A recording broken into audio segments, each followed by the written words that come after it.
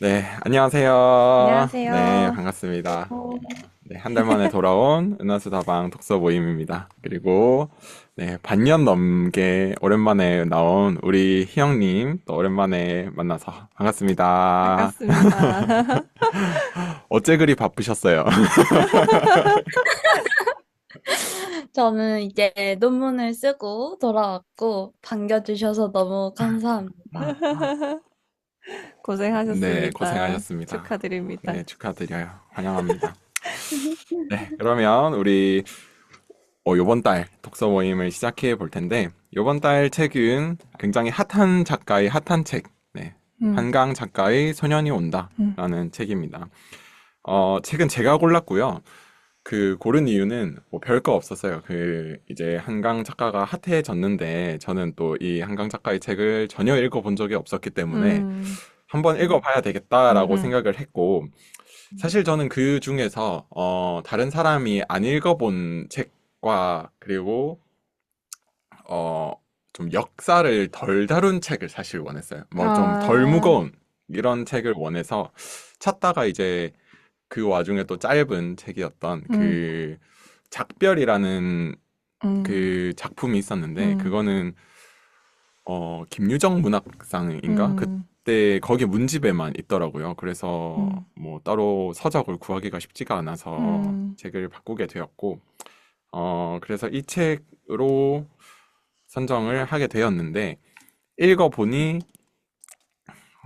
그렇게 가벼운 마음가짐으로 고를 수 있었던 책은 음, 아니었던 것 음, 같다라는 생각이 좀 들었습니다. 그럼에도 굉장히 좀 인상 깊게 봐왔고, 잘 음, 골랐다라는 생각은 음, 들었어요. 음, 네, 그래서 일단 한번 그 다들 어떻게 좀 보셨는지 좀 얘기를 해주시면 좋을 것 음. 같습니다. 저부터 네, 얘기할까요? 아, 저는 이 책이 분명히 집에, 전 샀다고 생각했는데, 없더라고요. 그래서 분명히 읽었던 책이라고 생각했는데, 읽긴 읽었었던 건데, 뭐 책을 잃어버렸는지, 그래서 다시 이북으로 사서 어제 한 두세 시간 동안 빨리 읽었는데, 아, 확실히 이어령 교수님이 그런 얘기 하신 적 있단 말이에요.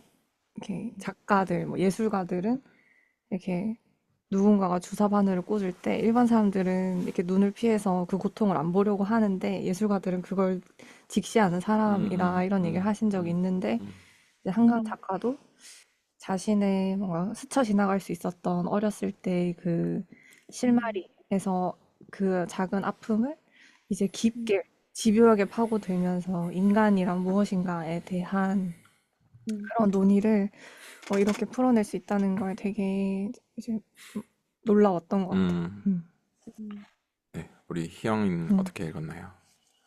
저는 채식주의자 때부터 이 소년이 온다까지 그리고 다른 작품 뭐 휜이라는 작품부터 음, 되게 이 사람의 이 한강 작가의 사유를 많이 따라왔던 음, 팬이었었거든요. 근데 다시 이 소년이 온다라는 책을 꺼내 들기가 정말 쉽지가 않았어요. 이 책을 읽고 나서의 그 충격감이라든지 그 먹먹함이 다시 떠오를 거라는 생각을 하니까 막상 책을 펴기가 되게 두렵더라고요. 그래서 한번 오늘은 같이 읽으니까 같이 이야기를 나눌 수 있으니까 되게 기대가 되는 지점이었습니다. 네, 음, 참 말을 하기가 조심스럽긴 해요. 뭐 음, 이것저것 말하기가 뭐 이게 그렇게 많은 사람이 보지 않음에도 불구하고 저희끼리도 이야기를 나누기가 참 음, 쉽지 않은 주제인데 음, 일단 뭐 줄거리부터 간단하게 말씀을 드리면 그 누구나 아는 내용이죠. 그 5.18 민주화와 관련된 내용, 그리고 음, 거기에 더해서 뭐 유신 정권과 이런 쿠데타와 관련된 상황에서 이제 광주에서 있었던 음, 시민들의 피해 기록을 이제 소설로 표현한 음, 거기도 하고, 특히나 이제 이 소년이 온다에서 소년에 해당하는 동호라는 음, 인물이 음, 있었고, 이 동호라는 인물의 주변 사람들이 음, 동호를 생각하면서 이제 이야기를 풀어나가는 그런 음, 내용이었었죠. 네, 그래서 뭐 여러 가지 저희가 그 이야기 그 주제 나눌 이야기들에 대해서 이야기는 음, 했지만 먼저 소설과 관련된 부분으로 좀 음, 얘기를 해봐도 좋을 것 음, 같아요. 이게 어쩌다가 이 작가가 그 노벨 문학상까지 갈 수 있게 되었을까를 저는 생각하면서 읽었던 것 같은데, 음, 어, 일단 굉장히 치밀하게 설계가 되어 있기도 한 것 같고, 음, 그리고, 차갑게, 이 뜨거운, 사실 굉장히 뜨거운 사건들인데 음, 되게 차갑게 설명을 하니까, 음, 너무 예리하다? 예리하다라고 해야 될까요? 그냥 음, 차갑다라는 생각도 많이 들고, 그러니까 오히려 더 음, 좀 더 감정 없이 보다가도 감정이 확 다가오게 되는 저는 그런 음, 느낌을 좀 받았었거든요. 음, 혹시 이 소설의 측면에서 이 책은 또 어떻게 읽게 되시, 아, 느끼셨는지가 좀 궁금하네요. 음. 저는 일단 2인칭으로 시작을 하잖아요. 네. 그래서 뭔가 2인칭으로 동호에 대해서 얘기를 하는데 마치 그게 내가 된 것처럼 뭔가 몰입을 하게 됐던 것 같아요. 처음 음, 시작이. 음, 그리고 그 다음에 이제 1인칭으로 영혼이 된 그 친구, 뭐였나요? 네네. 정대. 네. 정대가 나오는데 이제 그렇게 하니까 정대가 이제 보잖아요. 그 영혼이 된 너를 네네. 봤다. 근데 거기까지 가지 못했다. 이런 얘기를 하는데 마치 두 사람이 얘기하고 있는 것 같은 뭔가 음, 그런 음, 음, 느낌을 음, 저는 되게 음, 받았고 그러면서 이제 확 몰입이 되면서 이제 뭐 3인칭으로 갔다가 2인칭으로 갔다가 또 막 왔다 갔다 하면서 여러 가지 이제 관점이 나오는데 이제 다양한 사람의 관점으로 이 사건들을 풀어가니까 뭔가 이 하나의 인물에 대한 얘기를 하는 게 아니라 그 국가적으로 음, 있었던 것에 대해서 종합적으로 몰입하게 되는 그런 뭔가 장치 같아서 음, 저는 음, 되게 좋았고, 음, 그리고 마지막에 이제 어머니의 음, 이제 얘기가 또 나오는데, 그건 1인칭이었던 거죠. 그래서 1인칭으로 이제 자신의 얘기를 막 하시는데, 뭔가 저는 이제 시골에서 살아서 그런지 그렇게 사투리로 이렇게 쓰여져 있으니까 더 감정이입이 되더라고요. 음, 뭔가 음, 제 할머니가 뭔가 떠오르는 것 같은? 음. 그래서 되게 그때 좀 뭔가 감정적으로, 뭐 눈물이 난 것까지는 아니었지만 감정적으로 되게 먹먹해졌던 것 같아요.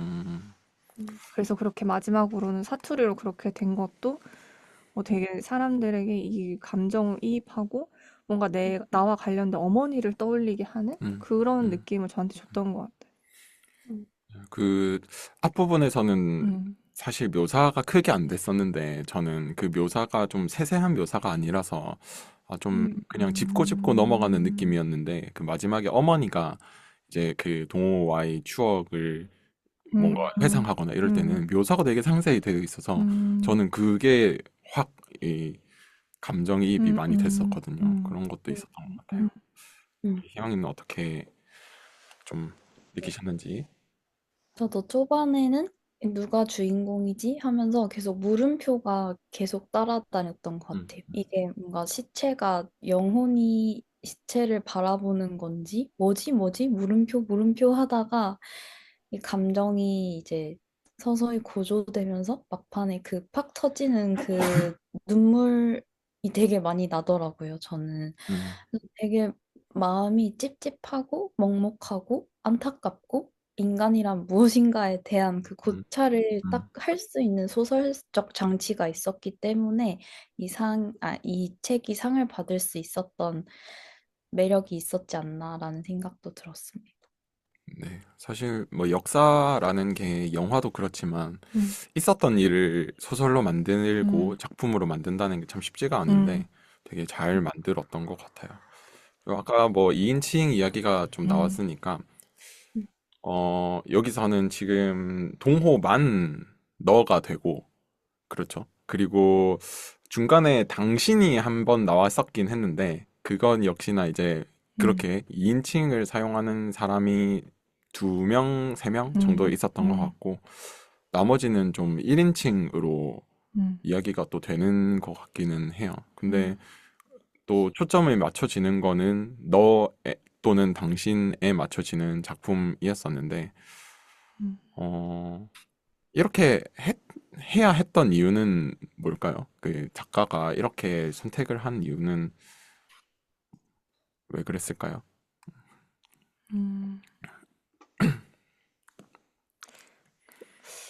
사실 2인칭이 전 두 명이었던 것 같은데, 한 명은 여자였고, 한 네네, 명은 맞아요, 맞아요. 아, 동호였던 거죠. 네네네. 2명 정도 조세. 맞죠. 뭔가 저는 이게, 이게 그냥 남의 일이 아니야. 이렇게 전 느껴졌었어요. 음, 그러니까 사실 뭐 5.18 민주화운동 우리가 역사책에서 엄청 많이 음, 배웠잖아요. 그리고 사실 최근에 계엄이 있기 전까지는 그냥 진짜로 저한테는 살짝 역사 속의 이야기고 음, 뭔가 나와 먼 이야기였거든요. 근데 아마 독자들도 그렇게 마치 그냥 영화 속의 어떤 인물이 겪는 일처럼, 근데 사실은 실제로 누가 겪은 일인데 그렇게 느낄 수 있으니까 좀 더 직접적으로 이건 너의 일이 될 수도 있었어라는 느낌을 음, 주려고 했었나? 이런 음, 생각이 지금 좀 드는 것 음, 같아요.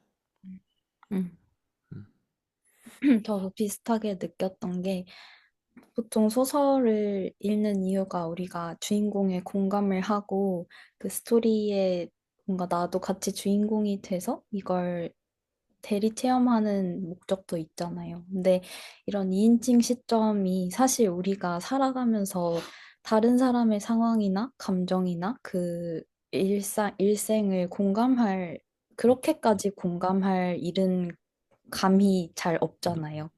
근데 그렇게 2인칭 시점을 쓰면서 계속해서 몰입하게 만들고 계속해서 타인에게 공감을 하게 만들어 줄 수 있었던 것 같아요. 새로웠던 것 같아요. 네, 그렇네요.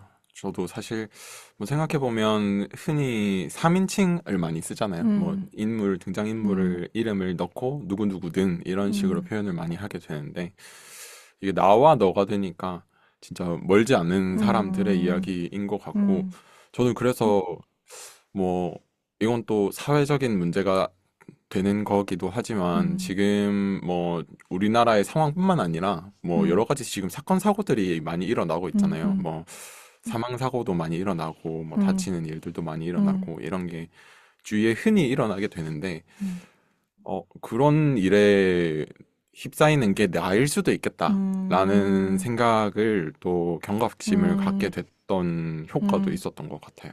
음. 그리고 뭐 얘기를 하면서 갑자기 너는 뭐가 이랬지, 너는 이랬지 이렇게 얘기하는 게 그 피해자한테 공감해주는 말 같기도 한 것 같아요. 뭔가 음, 위로해주는 말, 음, 너는 그랬구나 하면서 맞아요. 그런 또 의도도 있었을 수도 있겠다, 뭐 네. 이런 생각도 드네요. 음, 참 마음이 음, 먹먹해지면 치기도 하고 이- 다른 이야기지만 녹음실이 너무 추워서 지금 아, 목소리가 떨리는데 그래요? 추워? 아닌가? 네, 화를 틀면 좋습니다. 안 될까요? 히터를 틀면 소리가 들어갈 것 같아서 나 아까 전에 괜찮습니다. 처음에 들어왔을 때 히터를 네, 틀고 있었어야 했는데. 그러니까 괜찮습니다. 이미 지난 거 어쩔 수 없죠. 음, 좋습니다. 그러면 우리가 좀 더 다른 이야기가 또 나왔으니까 그런 것도 좀 이야기를 나눠 보면 좋을 것 같은데,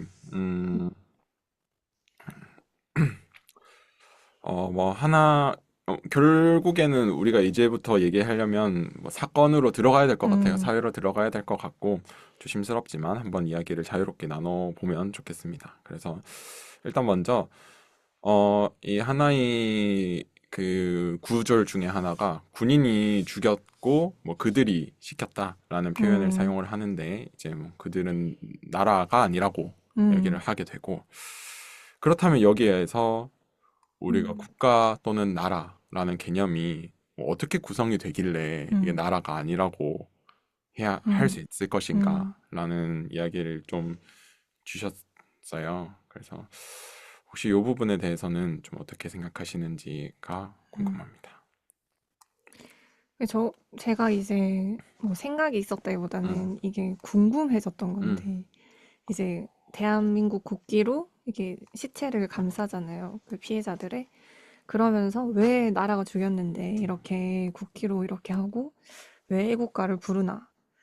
음, 그래서 이제 그들은 국가가 나라가 아니다. 뭐 이런 얘기를 하고 이제 우리는 나라를 위해 사실은 싸운 사람들인 거고 그 사람들은 총이 있었음에도 불구하고 쏘지 못했잖아요. 음, 그래서 사실은 졌고 사실 음, 누군가를 죽인다는 게 좀 무서운 일이기는 한데 근데 그 시대는 이제 한국 전쟁도 끝난 지 그렇게 얼마 안 오래된 건 됐으니까. 아니고 네, 월남 전쟁 참전한 맞아요. 군인들도 네, 있고 네.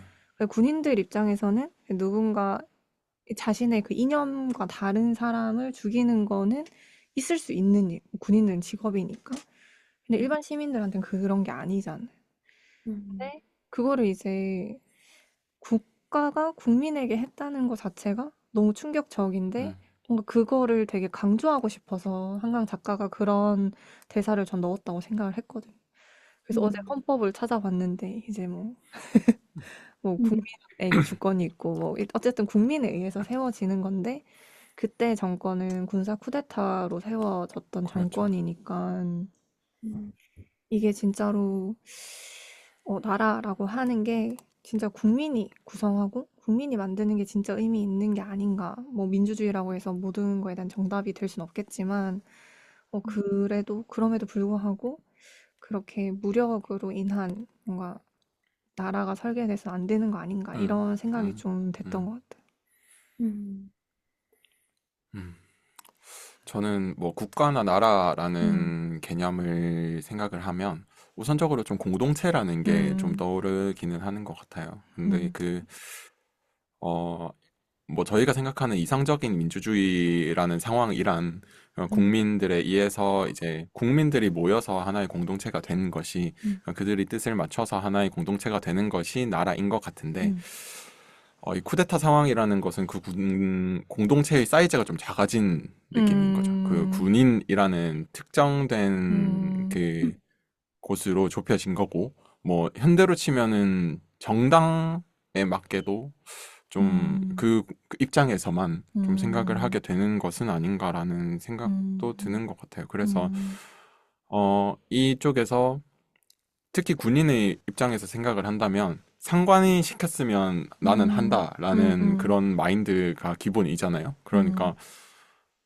자기들은 이걸 그러니까 자기들이라는 거는 살해하고 뭐 음, 억압하고 이런 음, 사람들 입장에서는 나는 그냥 시켜서 하는 거다라는 거에 대한 음, 당위성을 자기가 받게 되는 것 음, 같고 그렇게 생각한다면 말씀하셨던 국민이 주권이 되는 게 아니라 그냥 음, 알아서 내가 주권을 포기하게 되는 상황도 음, 되는 것 같아요. 그게 오히려 자기들 입장에서는 마음이 편할 수도 있고 음, 그렇게 생각하니 뭐 내가 지금 하는 일에 대한 당위성도 본인의 입장에선 챙기는 것 같고 음, 좀 그렇게 생각을 했던 것 같아요. 이 당시에 그 군인들은 이 국가나 나라라는 게 뭐 우리나라를 지키기 위해서 하는 거고 그 음, 지키는데 일조하는 사람들은 대통령이고 대통령은 내 군인의 입장에서는 가장 최상관이고 이 음, 사람들의 말을 들어야 한다라는 음. 게 되다 보니 좀 스스로 주권을 포기한 게 아닌가. 그 결론적으로는 주권을 포기한 게 아닌가라는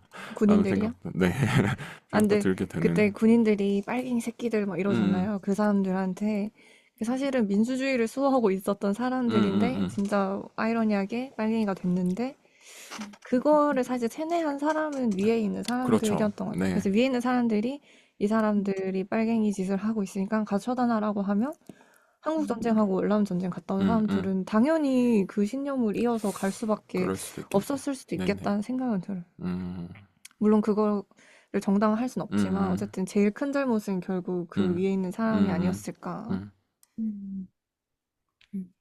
음, 질문에서 좀 동떨어진 이야기 같지만 저는 이 지점이 가장 한강 작가가 말하고자 했던 인간은 어떻게 살아가야 하는가? 인간이란 무엇인가라는 질문을 던지는 곳이라고 생각이 들었어요. 왜냐면 군인들도 너무 당연하게 명령을 받았을 것이고, 그 시절에는 당연히 빨갱이라고 생각하고, 자기가 민주주의를 수호한다라고 생각을 했었을 수도 있는데, 항상 한국뿐만 아니라 전 세계 근현대사에서 계속 다루어져 왔던 한나 아렌트의 악의 평범성이라든지, 어떻게 한 인간이 한 인간을 무자비하게 대할 수 있는지, 어떻게 평범한 사람이 나치가 되고 누군가를 죽일 수 있는지에 대해서 되게 많이 생각을 했던 지점이었던 것 같아요. 군인들도 굉장히 평범한 사람이었을 텐데, 국가가 그렇게 시킨다고 왜 이렇게 되었을까? 근데 그럼에도 불구하고 그 명령을 거부한 사람들은 무엇인가? 인간의 굉장히 다면성을 보여주는 지점이라고 생각이 들었어요. 음, 네, 그렇죠. 그 전반적으로 계속 그런 이야기가 고민을 음, 계속 주어지게 되는 것 음, 같기도 하고 저희가 계속 뭐 다음에 이어서 이야기할 내용들도 좀 음, 그런 데 기반한 음, 내용인 것 같아요. 음, 좀 이번에 얘기한 걸 그래서 정리를 해보자면 음. 국가와 나라라는 개념은 음, 참 정하기가 어려운 것 같다. 맞아요. 참 우리가 하나의 이 신념을 가지고 음, 하나의 신념이 아닐지도 모르죠. 그냥 뭐 음, 하나의 큰 뜻을 가지고 이렇게 음, 뭐 모이려고 하는 게 국가일 음, 수도 있고, 아니면 그냥 단순히 뭐 지역적으로 가까운 사람들, 음, 아니면 음, 인종적으로 가까운 사람들이 국가일 수도 있을 것 음, 같고, 음, 네, 참 종교적으로 뭐 이런 것도 있을 것 같고, 여러 가지 맞아. 이유로 음, 공동체가 되는 것이 이 국가일 것 같은데, 음, 그 안에서 뭐 국가와 국민이 음, 이 뜻이 다르다라고 음, 하는 것, 그리고 그거를 해결하는 방법이 폭력적인 음, 방법이라는 것, 음, 음, 이런 거는 뭐 그냥 생각해도 이성적이진 음. 않다. 맞아. 너무 네, 착잡한 네, 일이었던 것 네. 같아요. 맞아요. 진짜 요즘처럼 유튜버만 있었어도 이런 일까지는 없었을 텐데, 그러니까요. 진짜. 근데 또 사실 유튜브가 있지만 세계에서 전쟁은 일어나고 있잖아요. 아, 그쵸. 내전은 일어나고 있고. 그러니까 뭔가 더 합리적인 음, 이유를 막 찾잖아요, 맞아요, 지도자들이. 맞아요. 그 명분이 있어야 돼. 음, 음, 음, 아니면 이제 전 세계 비판을 받으니까. 음, 근데 이제 이때는 뭐 그런 거 필요 없는 거죠. 음. 참 그렇게 생각하면 북한 대단한 것 같기도 하고. 어, 어떻게 그 비난을 맞아. 참, 네, 다른 이야기도 한번 네. 해봤습니다. 음, 그러면 아까 저희가 이제 어떻게 살 것인가에 대해서 이야기를 음, 했잖아요. 거기에 대해서 좀 더 깊게 좀 생각을 해보고 싶은데, 음, 여기에는 그 시민군도 있지만 그걸 음, 억압하는 군인과 경찰도 음, 있었습니다. 음, 이 작품에서는 우리가 시민군으로서는 또는 그 피해자로서 음, 어떤 그 상황인지 어떤 감정인지에 대해서는 좀 더 이입을 할 수 있었어요. 음, 근데 반대로 저는 이 시대에 제가 태어나서 뭐 군대에 가 있다면, 그리고 요번에 뭐 음. 쿠데타가 아니고 네, 뭐 아무튼 그 계엄, 네. 내 계엄이 내렸을 때 음, 이게 내가 만약에 군인이었다면 음, 제가 그 자리에 갔었을 거잖아요. 그쵸. 그랬을 근데 수 있지. 네, 그랬었다면 나는 어땠을까? 나는 어떻게 할 수 음, 있었을까라는 생각을 하게 됐어요. 음, 근데 음, 제가 이게 뭐 주로 그 사극이나 이런 걸 봐도 그런데 왠지 나는 그 내가 독립군으로 있을 수 있을까? 음, 난 차라리 매국노가 더 편하지 않았을까? 라는 생각도 아, 하게 되거든요. 음. 그래서 참 이런 부분도 굉장히 고민이 되었습니다. 혹시 음, 여러분이 그 군인과 경찰이었다면 음, 어떻게 행동했을까요? 음, 음. 저도 이거를 이제 질문을 보고 아무튼 책도 읽고 하면서 음, 뭔가 상상을 해봤는데 이제 뭐 예를 들어 내가 한 10년 정도 군인에 몸담고 있고 음, 열심히 승진하려고 음, 노력하고 있고 음, 내 여기 열과성을 다했는데 갑자기 부당한 지시가 내려와서 이걸 따를까 말까 고민을 해야 되고 만약 여기서 이걸 따르지 않으면 난 이제 여기서 나가야 돼. 혹은 보복을 당할 수도 있어. 이 시대에는. 뭐 그런 걸 음, 다 생각하면 아, 여기 보면은 군인들도 두 부류로 나뉜다. 뭐 이제 진짜 막 사륙을 즐기는 그런 그쵸. 사람도 네, 있었고 마지막에. 아니면은 그냥 이제 그 공격을 하지 않고 뭐 경고 사격만 한다든지 뭐 음, 그런 군인들도 있었다. 뭐 그런 걸 보면서 아, 나는 왠지 뭐 엄청난 용기가 없어서 막 대놓고 이걸 하면 안 된다. 그 서울의 봄에서 그 정우성처럼 그렇게 할 용기는 없지만 또 뭔가 뒤에서 약간 이렇게 호작질을 이렇게 할 수는 있지 않았을까. 뭔가 양심이라고 하는 게 너무 무서운 거. 여기서 제일 무서운 게 맞아요. 예, 양심이라 예. 하잖아요. 음, 그거라도 안 했으면 저는 또 남은 생을 살기 힘들었을 거. 음. 그 음, 정도? 전 음, 저도 동감하는 바. 저, 저도 막 대놓고 양심에 찔려서 뭔가 적극적으로 행동을 하지 못했을 것 같아요. 군, 그렇지만 또 직업적 윤리로 봤을 때는 내가 이 국가에 충성을 하고 사회 질서를 바로잡는 게 나의 역할이고 이 군대나 경찰의 역할이다라고 했을 때 그것을 그 기능을 제대로 하지 못하는 것에 대한 회의감도 되게 많이 들 것 같다는 생각이 들었어요. 왜냐하면 물론 이 상황에서는 내국인, 그러니까 우리나라 국민을 대상으로 공격을 하는 거지만 뭐 다른 뭐 공동체가 쳐들어왔다든지 우리나라를 지켰어야 했을 때도 이걸 지킬 수 있을까라는 좀 음, 회의감, 직업적 윤리에 대한 회의감이 들었을 것 같아요. 음, 그래서 좀 혜진 언니처럼 뒤에서 뭔가 좀 음, 도와주고 음. 하지 않았을까 그런 생각이 들었습니다. 근데 참 뒤에서 도와주는 것도 대단한 거예요. 맞아. 왜냐면 들키면 내가 어떻게? 들키면 나도 그렇죠. 총살이야. 그러니까 음, 그래서 저도 뭐 그런 상황을 생각을 해봤는데 어 제가 그냥 일반 시민이었다면 그런 다른 시민들을 도와주는 게 좀 더 쉬웠을 수도 있을 것 같아요. 음, 근데 군인의 입장에서 일반 시민을 도와주는 거는 쉽지 음, 않았을 수도 있을 것 같아요. 음, 왜냐면 그 말 그대로 총을 계속 들고 있고 음, 이걸로 이제 시민들을 학살은 하는데 이 총구가 나한테 겨눠질 수도 있는 음, 언제든지 그런 상황인 거잖아요. 음, 그래서 이거 잘못하면 내가 죽을 수도 음, 있겠는데라는 음, 생각도 들 수 있을 것 같고 그런 음, 게 좀 두려움으로 음. 작용할 수도 있지 않을까라는 생각이 들어서 저는 어려운 거. 막 맞아. 근데 또 그 양심이라는 것도 마음은 음, 걸리겠지만 저는 그냥 그런 생각도 했어요. 이게 직접적인 사격을 못해서 발만 쏘게 된다든지, 뭐 발 음, 쪽을 쏘게 된다든지, 아니면 이제 뭐 어떻게 하다가 누구를 잘못해서 사상을 내고 음, 그거에 대해서 이제 계속 좀 양심의 가책을 느낀다든지 음, 그런 방향으로는 될 것 같고 음, 직접적으로 뭔가 이걸 나서서 할 음. 수 있을까? 라는 거는 참 맞아.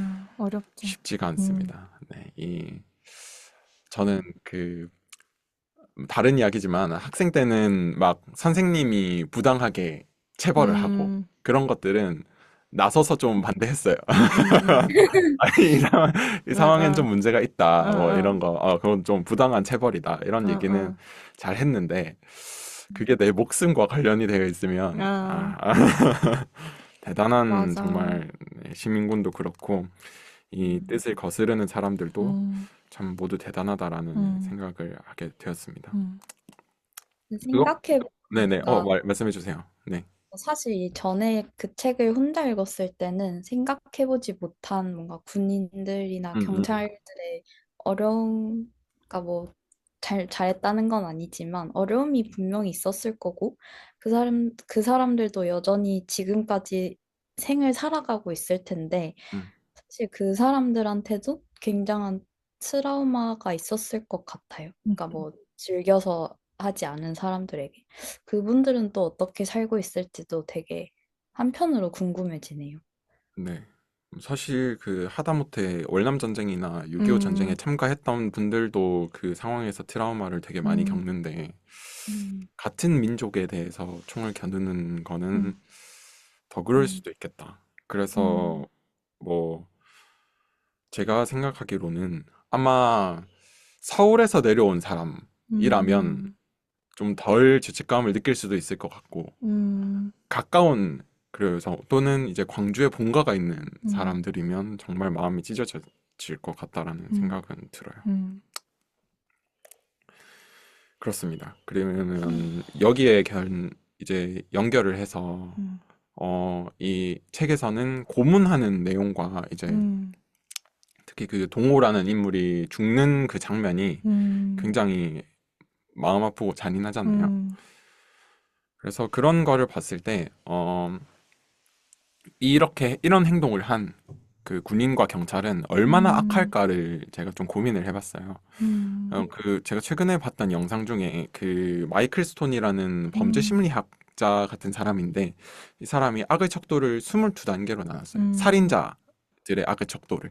그래서 처음은 이제 정당방위, 음, 뭐 어쩔 수 없이 사고로, 그리고 그 뒤에 이제 양심의 가책을 느끼고, 음, 그리고 가장 높은 단계는 성적인 고문도 즐기고 음, 연쇄살인도 즐기고 음, 말 그대로 즐기는 거죠. 그리고 공감 음, 능력도 없고 음, 그런 단계인데 그렇게 생각을 한다면 이 고문한 군인들, 그 일반적인 그런 군인들이 아니라 고문을 한 군인들은 얼마나 악하다고 우리가 생각을 해야 할지, 이 사람들 역시나 우리가 어쩔 수 없이 했다라고 봐야 할지 또 좀 음. 고민이 되는 부분인 것 같아요. 그게 이제 한나 아렌트 얘기한 아까 그 악의 평범성 네네네. 같은 거인 것 같아요. 그래서 그 한나 아렌트가 그런 얘기 한 것도 이제 2차 세계대전에서 그 나치 때문에 그런 얘기를 맞아요. 한 네네. 거였잖아요. 그 사람들도 사실은 다 평범한 뭐 집의 가장이었을 거고, 자기 자식들은 소중했을 거고, 자기 가족들은. 근데 뭔가 심리적으로 생각해보면 방어 기제 같은 게 있지 음, 음, 않았을까. 그래서 내가 하는 행위를 뭔가 정당화할 수 있는. 그래서 음, 이 사람을 사람으로 안 보고 뭔가 음, 벌레나 음, 그런 음, 존재로 우리가 파리나 모기 때려잡을 수 있듯이. 음, 그리고 가끔은 이제 막 파리를 컵 안에 가둬놓고 막 얘가 어떻게 되나 보고 막 그런 것도 어릴 때 해보기도 하잖아요. 음, 음, 그런 존재로 격화시켜서 했던 게 아닌가라는 생각이 저는 들어요. 음, 그래서 자기랑 신념이 다르다고 해서, 생각이 다르다고 해서 이 사람이 사람이 아닌 건 아닌데, 그때는 그렇게 될 수 있었던 거죠. 음. 음, 방어 기제라는 말이 좀 와닿는데, 음, 제가 이 케이스를 보면서 강호순 케이스도 같이 봤거든요. 음, 강호순도 한 이 척도로 보면 가장 높은 단계 중에 그쵸. 하나로 속한데요. 근데 이 음, 사람이 그 마을에서는, 어, 되게 잘 생활을 했대요. 음, 사회성이 음, 되게 좋고, 뭐 어르신 잘 도와주고 음, 그랬었는데, 아마도 이 사람은 뭐, 거기에서 이제 말하는 건 추측컨대 제가 봤던 유튜브 음, 영상에서는 아마 그렇게 다른 사람을 도와주면서 우월감을 느꼈을 것이다. 음, 그리고 이미 다른 데서 음, 그 쾌락을 느껴버렸으니 음, 여기에서는 내가 더 이상 화낼 필요가 없다. 음, 음, 그런 것도 있더라고요. 그런 해석도 음, 있더라고요. 근데 어떻게 보면 그런 식으로 또 할 수 있겠지만, 뭐 내가 이런 사람들을 도와줬으니 난 음, 그래도 된다라는 방어 기제가 될 수도 있겠다라는 생각도 음, 들어요. 물론 일반인 입장에서는 이해가 잘 안 되는 부분일 수도 음, 있겠지만, 네, 그런 것 음. 같습니다. 뭔가 제가 말했던 방어 기제는 약간 내가 살기 하는 위해서. 일이 나쁘다고 생각하지 음, 음, 않는 거죠. 음. 그 정당화하는 거죠.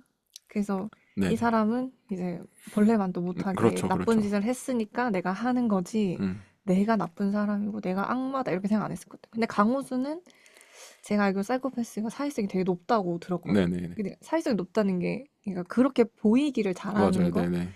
그래서 뭐 그게 이제 우월감 느꼈을 수도 있고 그렇긴 한데, 뭔가 그렇게 하는 거랑 살인이랑은 좀 같은 맥락을 생각하면은 살인도 이제 우월성을 느끼기 음, 위해서 음, 한 게 음, 아닐까. 근데 고문을 한 사람도 우월성을 느꼈을 수도 있을 것 같긴 음. 하네요. 내가 음, 뭔가 이 사람의 목숨을 내가 좌지우지할 수 있는 음, 거죠. 음, 그러면서 내가 우월성을 음. 느끼고 그런 거를 즐긴다면 어쩌면 진짜 사이코패스 같은 사람이었을 수도 있겠다는 생각도 음. 들고. 희영이는 혹시 생각이 어떤가요? 음, 그 한나 아렌트에서 제일 가장 기억에 남았던 포인트가 그런 사람들의 공통점이 타자에 대한 공감 능력이 전혀 음, 없었다라는 것이었거든요. 그냥 규율이나 내가 따라야 할 루틴, 뭐 명령 이런 것들이 더 중요하고 타인에 대한 공감은 전혀 느끼지 못했다라는 포인트에서 뭔가 그 사이코패스들도 그렇고 고문과 연쇄살인을 뭐 하는 범죄자들도 그렇고 공감이란 도대체 무엇일까? 공감을 하지 않는 것은 또 무엇일까? 음, 라는 생각이 들었습니다. 음, 그러게요. 참.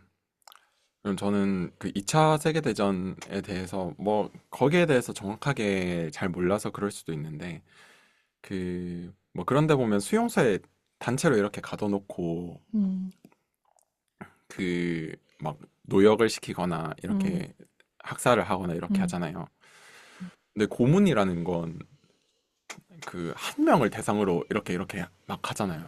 그러면 음, 저는 그 상황에서는 더 이제 좀 양심의 가책이 느껴질 법도 한데 음, 어떻게 그거를 이렇게 또 계속했을까라는 생각도 좀 들게 되는 것 같아요. 그런 것 음. 역시나 좀 그런 신념이나 규율에 맞게 할 수 있을까요? 그리고 하다 보면 약간 그 감도가 낮아지지 않을까요? 아, 낮아질 수도 음, 있겠다. 그 처음 실험, 그, 피보면 음, 무섭다고. 음, 음, 그 실험 이야기 해보고 싶은데, 지금 잘 생각이 안 나는데 혜진 언니가 알 것 같아요. 그 호세 교수님인가? 그 경찰 수감소를 만들어 놓고, 그러니까 교도소를 만들어 놓고 그냥 일반 사람들을 모아서 반반으로 음. 나눠요. 역할극, 그래서 네네. 옛날 반은 이제 사회심 교도소 이야기를. 안에 음, 범죄자로, 반은 이제 경찰 역할로 하는데, 이 사람들이 그냥 지위만 얻었을 뿐인데 굉장히 폭력성이 심해져서 결국에는 실험을 중단해버린. 그래서 인간은 지위를 얻을 때나 뭔가 어떤 단체에 소속될 때 더 폭력성이 극대화될 수 있다는 실험의 내용이었던 것 같은데, 맞나요? 음,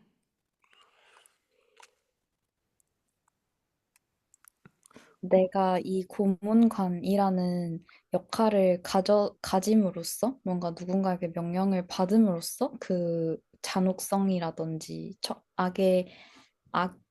이 내면의 악이 최대치로 끌어올려지는 그런 부분도 있었지 않았을까. 음, 음. 음, 음. 아, 이 주제가 무거워서 그런가 자꾸 음. 멈춰서 생각을 하게 돼요. 아, 나는 잘 안 들려서 희영이 말이 그래요. 언제 끝나는지 몰라가지고 그랬구나. 정확하게 끝났을 때를 기다리고.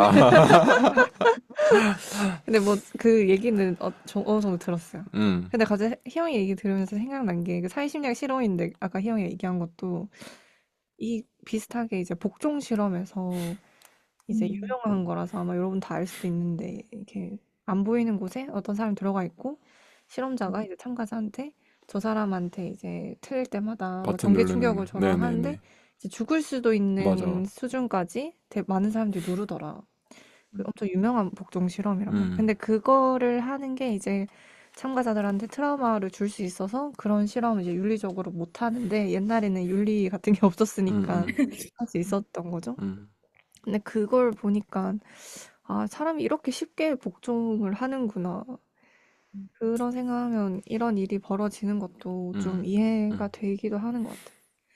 음, 음, 사람이 어떤 역할을 갖고 있냐. 그리고 뭔가 내가 그 역할을 부여받았을 때 그걸 책임질 윗사람이 있다고 생각하면 좀 음, 더 음, 쉽게 음, 그거를 하게 음. 되는 것 같기도 해요.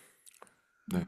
뭐 생각해보니까 뭐 옛날에도 노예를 뭐 음, 그렇게 하고 음, 또 그런 다른 나라 사람, 일본이 음, 우리나라한테 한 것도 있고 음, 네, 그런 걸 생각해보면 음, 뭐 한두 번 일어난 일은 음, 아니고 네, 흔하게 맞아. 일어날 수도 있겠다라는 생각이 음, 들지만 뭐 결국엔 그런 것 같아요. 우리가 양심을 가지고 있고 공감 능력을 가지고 있다면 음, 이 사건 이후에 그 뒤에 뭐 계속 꿈에 나온다든지 아니면 음, 이 사람이 계속 마음에 걸려서 뭐 후회하고 반성한다든지 라는 걸 할 수 있을 그런 행동을 할 것 같은데 음, 그런 능력이 결여되었다면 혹은 음, 이제 내가 완전히 여기에 대해서 내 스스로의 정당성을 가졌다면 음, 떳떳하게 살겠죠. 그쵸. 그래서 계속 깨어 있어야 되나 봐요.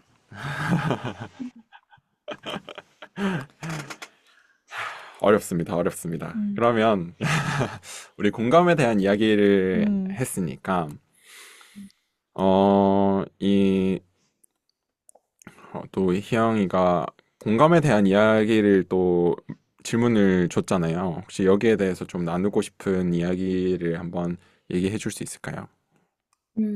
저는 사실 한강 작가가 제 인생에 영향을 되게 크게 미친 음, 분이시거든요. 음, 어, 이런 주제로 학위 논문도 썼고, 음, 타자를 분리하는 거, 배제하는 거에 대해서 공감 능력도 이제 저의 오랜 연구 주제였어요. 근데 여기에서 공감이라는 게 사실 저희 은하수다방은 정말 비슷한 사람들이 많이 모여 있다고 생각을 하거든요. 근데 제가 사회에 나와 보니까 그렇지 않은 사람들도 굉장히 많더라고요. 그러니까 결이 다르다고 하죠. 그래서 공감을 하기는 하는데 뭔가 사람마다의 방식이 되게 다르다라는 생각을 했었어요.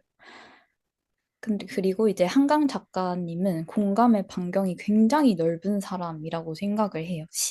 시공간을 넘어서 공감을 할 수 있고 굉장히 뭔가 나를 정말 인투해서 공감을 할 수 있는 사람, 죽은 사람들한테도 공감을 할 수 있는 사람. 근데 살다 보면 그게 정답일 수는 없다라는 생각이 들기도 해요. 되게 나와 가까운 사람들에게만 공감을 하는 사람이 있고, 뭐 더 나아가서 뭐 나의 옆 이웃 국가라든지 옆에 있는 뭐 불우한 이웃, 뭐 난민이라든지 그런 사람들한테 공감을 하는 사람. 사람마다 공감을 할 수 있는 그 범위가 굉장히 다르다라는 생각이 많이 들어서 누가 잘못됐고 누가 옳다고는 할 수 없겠다라는 생각이 들었거든요. 그래서 여러분은 공감의 반경이 어느 정도까지 되시는지가 좀 궁금했어요. 음, 공감의 반경. 제가 여기 써놨는 게 네네네. 진짜 자, 나에게 공감을 할 수 있는 사람? 이것도 되게 중요하죠. 그리고 이제 내가 속해 있는 공동체, 그리고 국가, 모든 인간, 모든 포유류, 모든 생물체, 그리고 모든 물체. 음, 이렇게 원이 이렇게 동심원으로 있더라고요. 음, 그냥 궁금한 건데 모든 물체에 공감을 한다는 거 무슨 저도 뜻이야? 이게 쓰면서 뭘까요? 모든 물체에 공감하는 거라.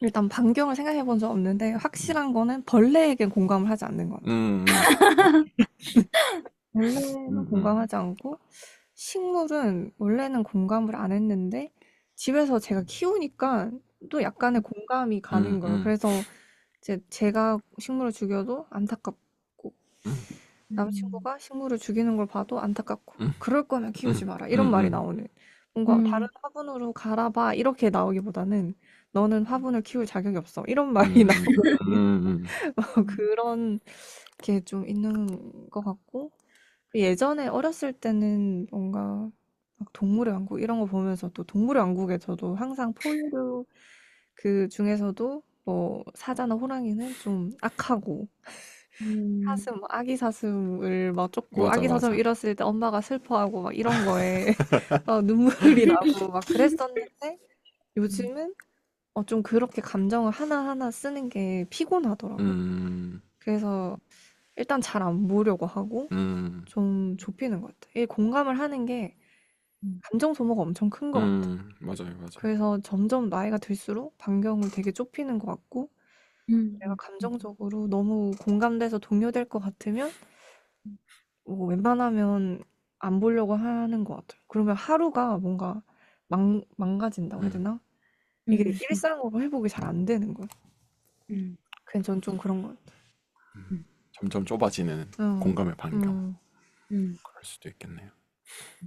저는 그 공감하는 방식에 대해서 응, 좀 고민을 많이 하는데, 내가 이 사람에 대해서 공감을 해서 챙겨주고 이런 응, 것들이, 어, 그 사람을 정말 공감하는 게 아닐 수도 있다라는 생각을 저는 많이 음, 하게 되거든요. 음, 그래서 이 사람이 정말로 필요한 거를 생각을 하고 음, 아니면 이 그 생물체의 그 사회를 이해를 하고 음, 그렇게 해야 할 것 같은데 음, 흔히 저희는 그 내가 생각하는 대로 음, 이렇게 공감을 하려는 경향은 있는 것 같아요. 뭐 음, 예를 들어서 개에게 인간의 밥을 주는 할머니들, 음, 손자처럼 밥을 챙겨주는 음, 뭐 국밥 말아주고 음, 이런 것들은 실제로는 개에게 안 좋은 성분들이 있음에도 불구하고 음, 얘는 배고프니까 이런 거 먹어야지 이렇게 음. 생각하는 그런 사람들. 그리고 개들도 또 그런 걸 더 좋아해. 그러니까 주면. 웃기게 사료보다 그걸 더 웃기게 좋아해. 시골 개들은. 그런 것도 또 사람이랑 비슷한가 봐요. 몸에 안 좋은 걸 더 좋아하는. 어, 아무튼 좀 그런 방식도 있고, 어, 또는 캣맘들, 그런 음, 사람들. 그래서, 실제로 이제 야생에서 이미 뭐, 도시 안에 있지만 야생은 음, 야생이잖아요. 근데 그 야생에서 생활하는 그런 동물들을 계속 밥을 주고, 음, 음, 그러면 그들의 입장에서는 여기에서 계속 먹이가 나오네라고 해서 찾아올 음, 텐데, 어느 한순간에 그 사람이 없어지면 배회하게 되잖아요. 이런 동물들이나 음, 뭐 비둘기도 그렇고. 그러면 이게 제대로 된 공감이 맞나? 라는 고민을 저는 하게 되는 것 같아요. 사람에 대해서도 마찬가지고. 그래서 저는 반경도 그 입장에서는 되게 좁아지는 것 같고, 음, 또는 이제 하나하나 그 공감은 할 수 있지만, 음, 그 깊이가 되게 얕을 수도 있겠다. 뭐 음, 예를 들면, 물고기가, 물고기를 제가 키운다라고 가정을 음, 하면, 이 물고기가 배가 고픈지 안 고픈지 제가 정확하게 알 수가 없잖아요. 근데 얘는 음, 또 뒤돌면 계속 먹고, 뒤돌면 계속 먹고 이렇게 하는데 제가 거기에 대해서 공감을 음, 하기가 어렵다고 저는 느껴지는 거죠. 그런데 뭐 이 물고기가 죽으면 얘가 죽었구나라면서 음, 이제 제가 안타까워하는 것은 공감인 것 같기도 하고. 그래서 참 이 공감의 음. 깊이와 너비가 좀 음, 다른 것 같기도 해요. 근데 제가 생각했을 때 물고기가 죽은 걸 보고 안타까운 거는 다른 건가요? 공감도 있지만 내가 안타까운 마음, 내가 슬픈 마음이 있지 않나. 아, 주인으로서 아니면 주인으로서. 소유자로서. 어. 근데 이제 공감은 아까 좀, 네, 뭐, 얘가 물고기가 밥을 먹고 싶은지 안 먹고 싶은지 알 수 없다. 음, 이건 뭔가 감정보다는 이제 좀 인지적인, 얘 생각을 인지적이야. 모르겠는 그런 음, 공감인 것 같고, 음, 유형이 다른 건가요, 그러면? 유형이 어, 좀 다른 것 같아요. 어, 음. 사실 공감이라고 했을 때 내가 막 온 마음을 쏟는 정서적 공감 이런 것들을 많이 생각하잖아요. 근데 그 사람이 처한 상황을 이해하는 인지적 공감이라는 워딩도 있어요. 예를 들어서 막 되게 유행했던 건데 엄마가 아들한테 엄마가 슬퍼서 빵을 샀어 하면 정서적 공감을 하는 친구들은 왜 슬펐어? 왜 무슨 일 있었어? 이렇게 공감을 하는데 인지적 공감을 잘 하는 친구들은 오히려 뭔가 정서보다는 어, 슬펐는데 왜 빵을 샀어? 이렇게 물어볼 수 있는 거죠. 좀 흔히 말하는 T적 사고이지만 그것도 하나의 일종의 공감이다. 라고 할 수 있다. 음, 음. 네. 그래서 뭐 저는 그래요. 그 동물의 왕국 이런 거를 음, 음, 보더라도 이제 사슴에 좀 더 집중해서 봤을 때도 있지만 음. 지나고 나서는 사실 먹이를 더 많이 못 먹는 건 사자거든요. 맞아, 그러니까 맞아. 사람을 막 음. 하나에서 그래서 더 마른 건 육식 동물들이잖아요. 근데 이것도 네. 이제 그 PD가 어디에 주인공을 만드냐에 맞아, 따라서 맞아, 편집이 맞아요. 네, 네. 달라져요. 그래서 음, 가끔은 그 육식 동물이 주인공일 때도 있어. 맞아, 그러면 맞아. 오늘 또 뭐 아기들에게 허탕 가져다 줄 쳤다. 고기를 얻지 어. 못했습니다. 그럼 난 또 하나의 공감을 하는 거야. 얼마나 안타까울까 하면서. 근데 음, 또 사슴이 주인공일 때는 또 뭐 어미 사슴이 네, 아이를 잃었습니다. 네, 어미 네. 사슴이 얼마나 슬플까 거기에 네, 또 맞아, 맞아. 몰입을 하게 되고 그런 거. 네, 그래서 결론적으로는 그 초점을 하나로 음, 두려고 하지 않고 좀 여러 군데로 둬야 되겠다라는 의식을 자꾸 하게 되는 것 같아요. 맞아요, 네. 맞아요. 네, 그러면 여러분들은 이제 공감의 반경이 보통 이제 포유류 정도로 가 있는 것 같는데, 맞나요? 네, 그런 것 같아요. 물체라고 하니까 제가 자꾸 공감이 안 된다고 얘기했잖아요. 그럼 음, 물체도 포유류로 좀 비교하게 되는 음, 그런 거죠. 뭐, 예를 들어서, 그 블록을 쌓아서 공룡 모양으로 만들면, 또는, 음, 그럼 생물체가 되는데? 음, 파충류니까. 아무튼, 공룡처럼 만들면, 얘가 목이 떨어지면 불쌍해. 음. 이런 느낌처럼. 아, 그렇게 될 수도 있고, 뭐, 이런 음. 볼펜이 박살났다. 그러면, 어쩌다가 저랬을까? 이런, 아니, 뭔가 그 소유자한테 공감이 되지. 이 볼펜이 불쌍하다는 생각은 안 들고, 그냥, 저걸 아끼면은 되게 속상하겠다. 이 정도 드는 것 같아.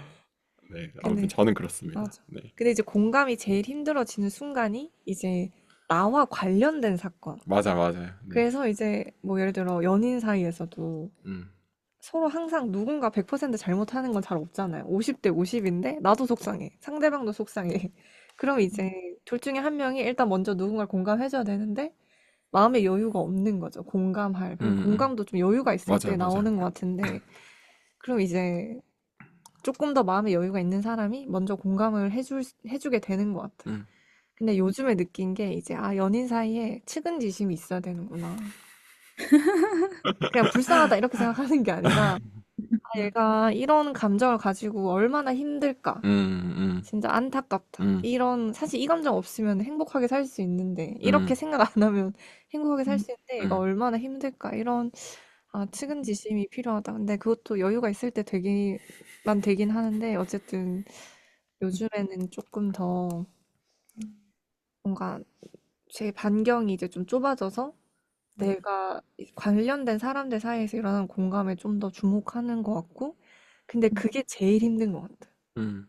나랑 관계없는 사람, 그리고 뭐 사슴한테는 공감하기 너무 쉬운데, 맞아. 나와 관계가 되고, 내가 기대하게 되는 타인에게는 그때부터는 이제 공감이라고 하는 게 되게 어렵고 복잡하고 깐깐해지기 시작하는 것 같아. 맞아요. 그 혜진 언니가 말한 것처럼 너무 몰입을 하게 되는 공감이 몰입이 되는 순간이 있는데 그게 저도 되게 어느 순간부터 힘들어지더라고요. 그래서 뉴스를 안 보게 음, 됐어요. 뉴스에는 항상 부정적 사건이 터지고 뭔가 항상 급박하게 돌아가니까 저는 안 그래도 타고나기를 공감을 잘하는 사람인데 너무 그게 큰 자극으로 오더라고요. 그래서 사실 제가 한강 작가의 큰 팬이지만 이 책이 나왔을 때 정말 이 책이 나오고 2년 동안 책을 사지를 못했어요. 나 너무 읽고 싶지 않아, 너무 힘들 것 같아서 계속 무의식적으로 음. 사기를 미뤄뒀던 거예요. 그래서 결국 이것도 다른 사람한테 선물을 받아서 갖게 됐는데 아직 펼쳐보지를 못했어요. 그러니까 어떤 이걸 책이죠? 읽으면 어? 어떤 책이죠? 작별하지 않는다라는 제 네네. 네. 최신작인데 왜냐면 이걸 읽는 순간부터 나는 여기에 빠져들어서 너무 힘들 것 같다라는 음, 생각이 음, 들어서 음. 이제 그래서 이제 과공감을 하신 적이 있으신지 이런 것도 여쭤보고 싶었어요. 이게 과공감이 필요한 능력일까, 과연? 음, 사람이라면? 과공감이 어떤 건지 한번 설명해 주실 수 있어요?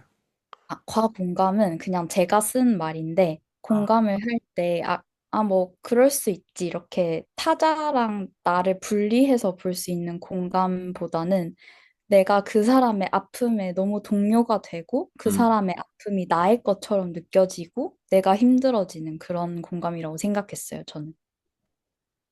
음, 저는 공동 반추라고 이제 다른 여고생들이 막 나 힘든 일 있었어. 음, 막 이러면 같이 막 힘들어서 막 음, 같이 계속 똑같은 얘기 계속 하면서 같이 아픔을 공유하면서 음. 서로 정신적으로 힘들어지는 걸 공동 반축, 과공감 이렇게 얘기를 하더라고요. 그래서 그런 적이 있으신지? 어, 있었던 거는 같은데, 뭐, 정확한 상황은 잘 생각은 안 나기는 하고, 음. 근데 뭐, 이런 소설을 읽을 때나, 영화를 볼 때나, 아니면 형이처럼 그 기사를 볼 때도 어, 요즘 들어서는 생각을 많이 하게 되는 것 같아요.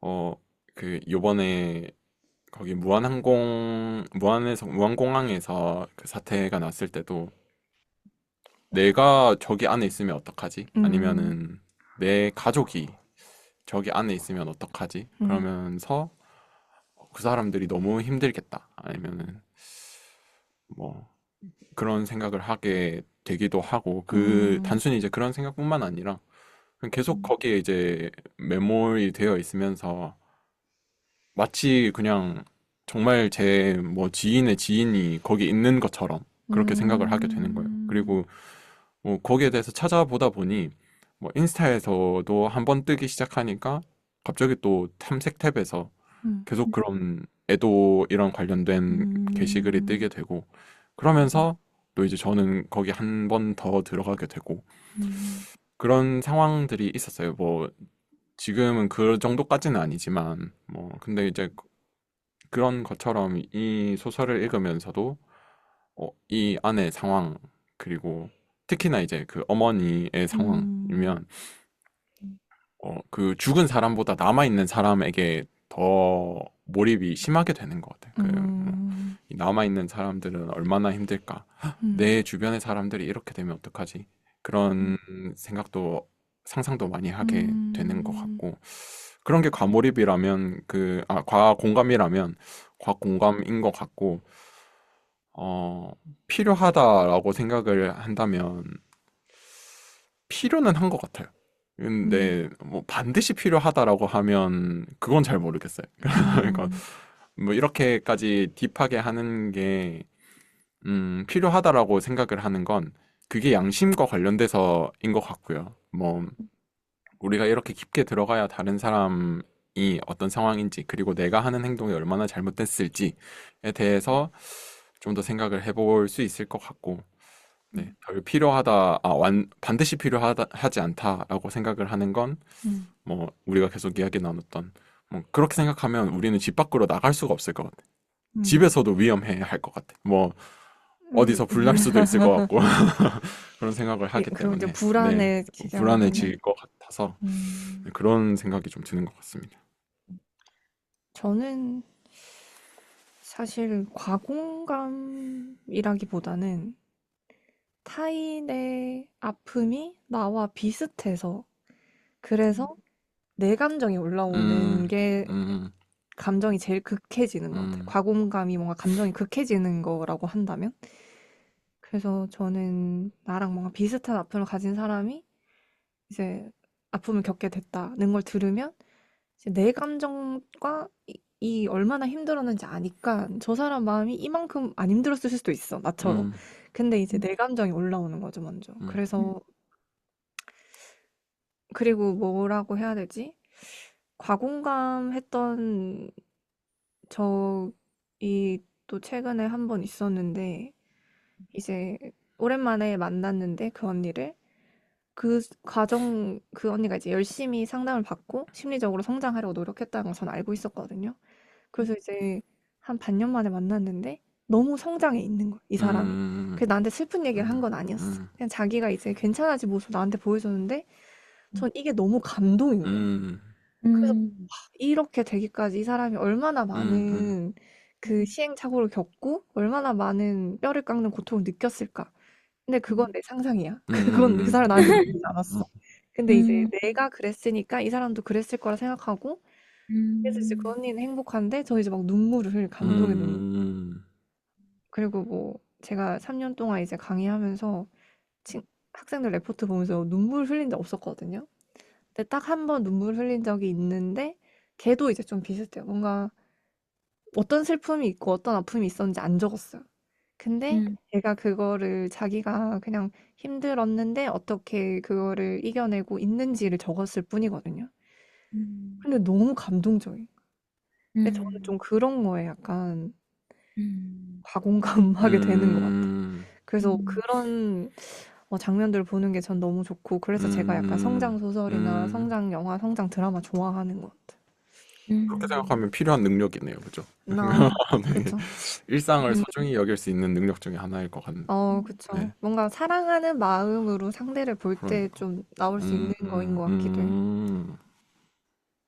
저는 과공감 걸이거든요. 그래서 뭐라고요? 과공감이래요. 그래서 너무 힘들어요.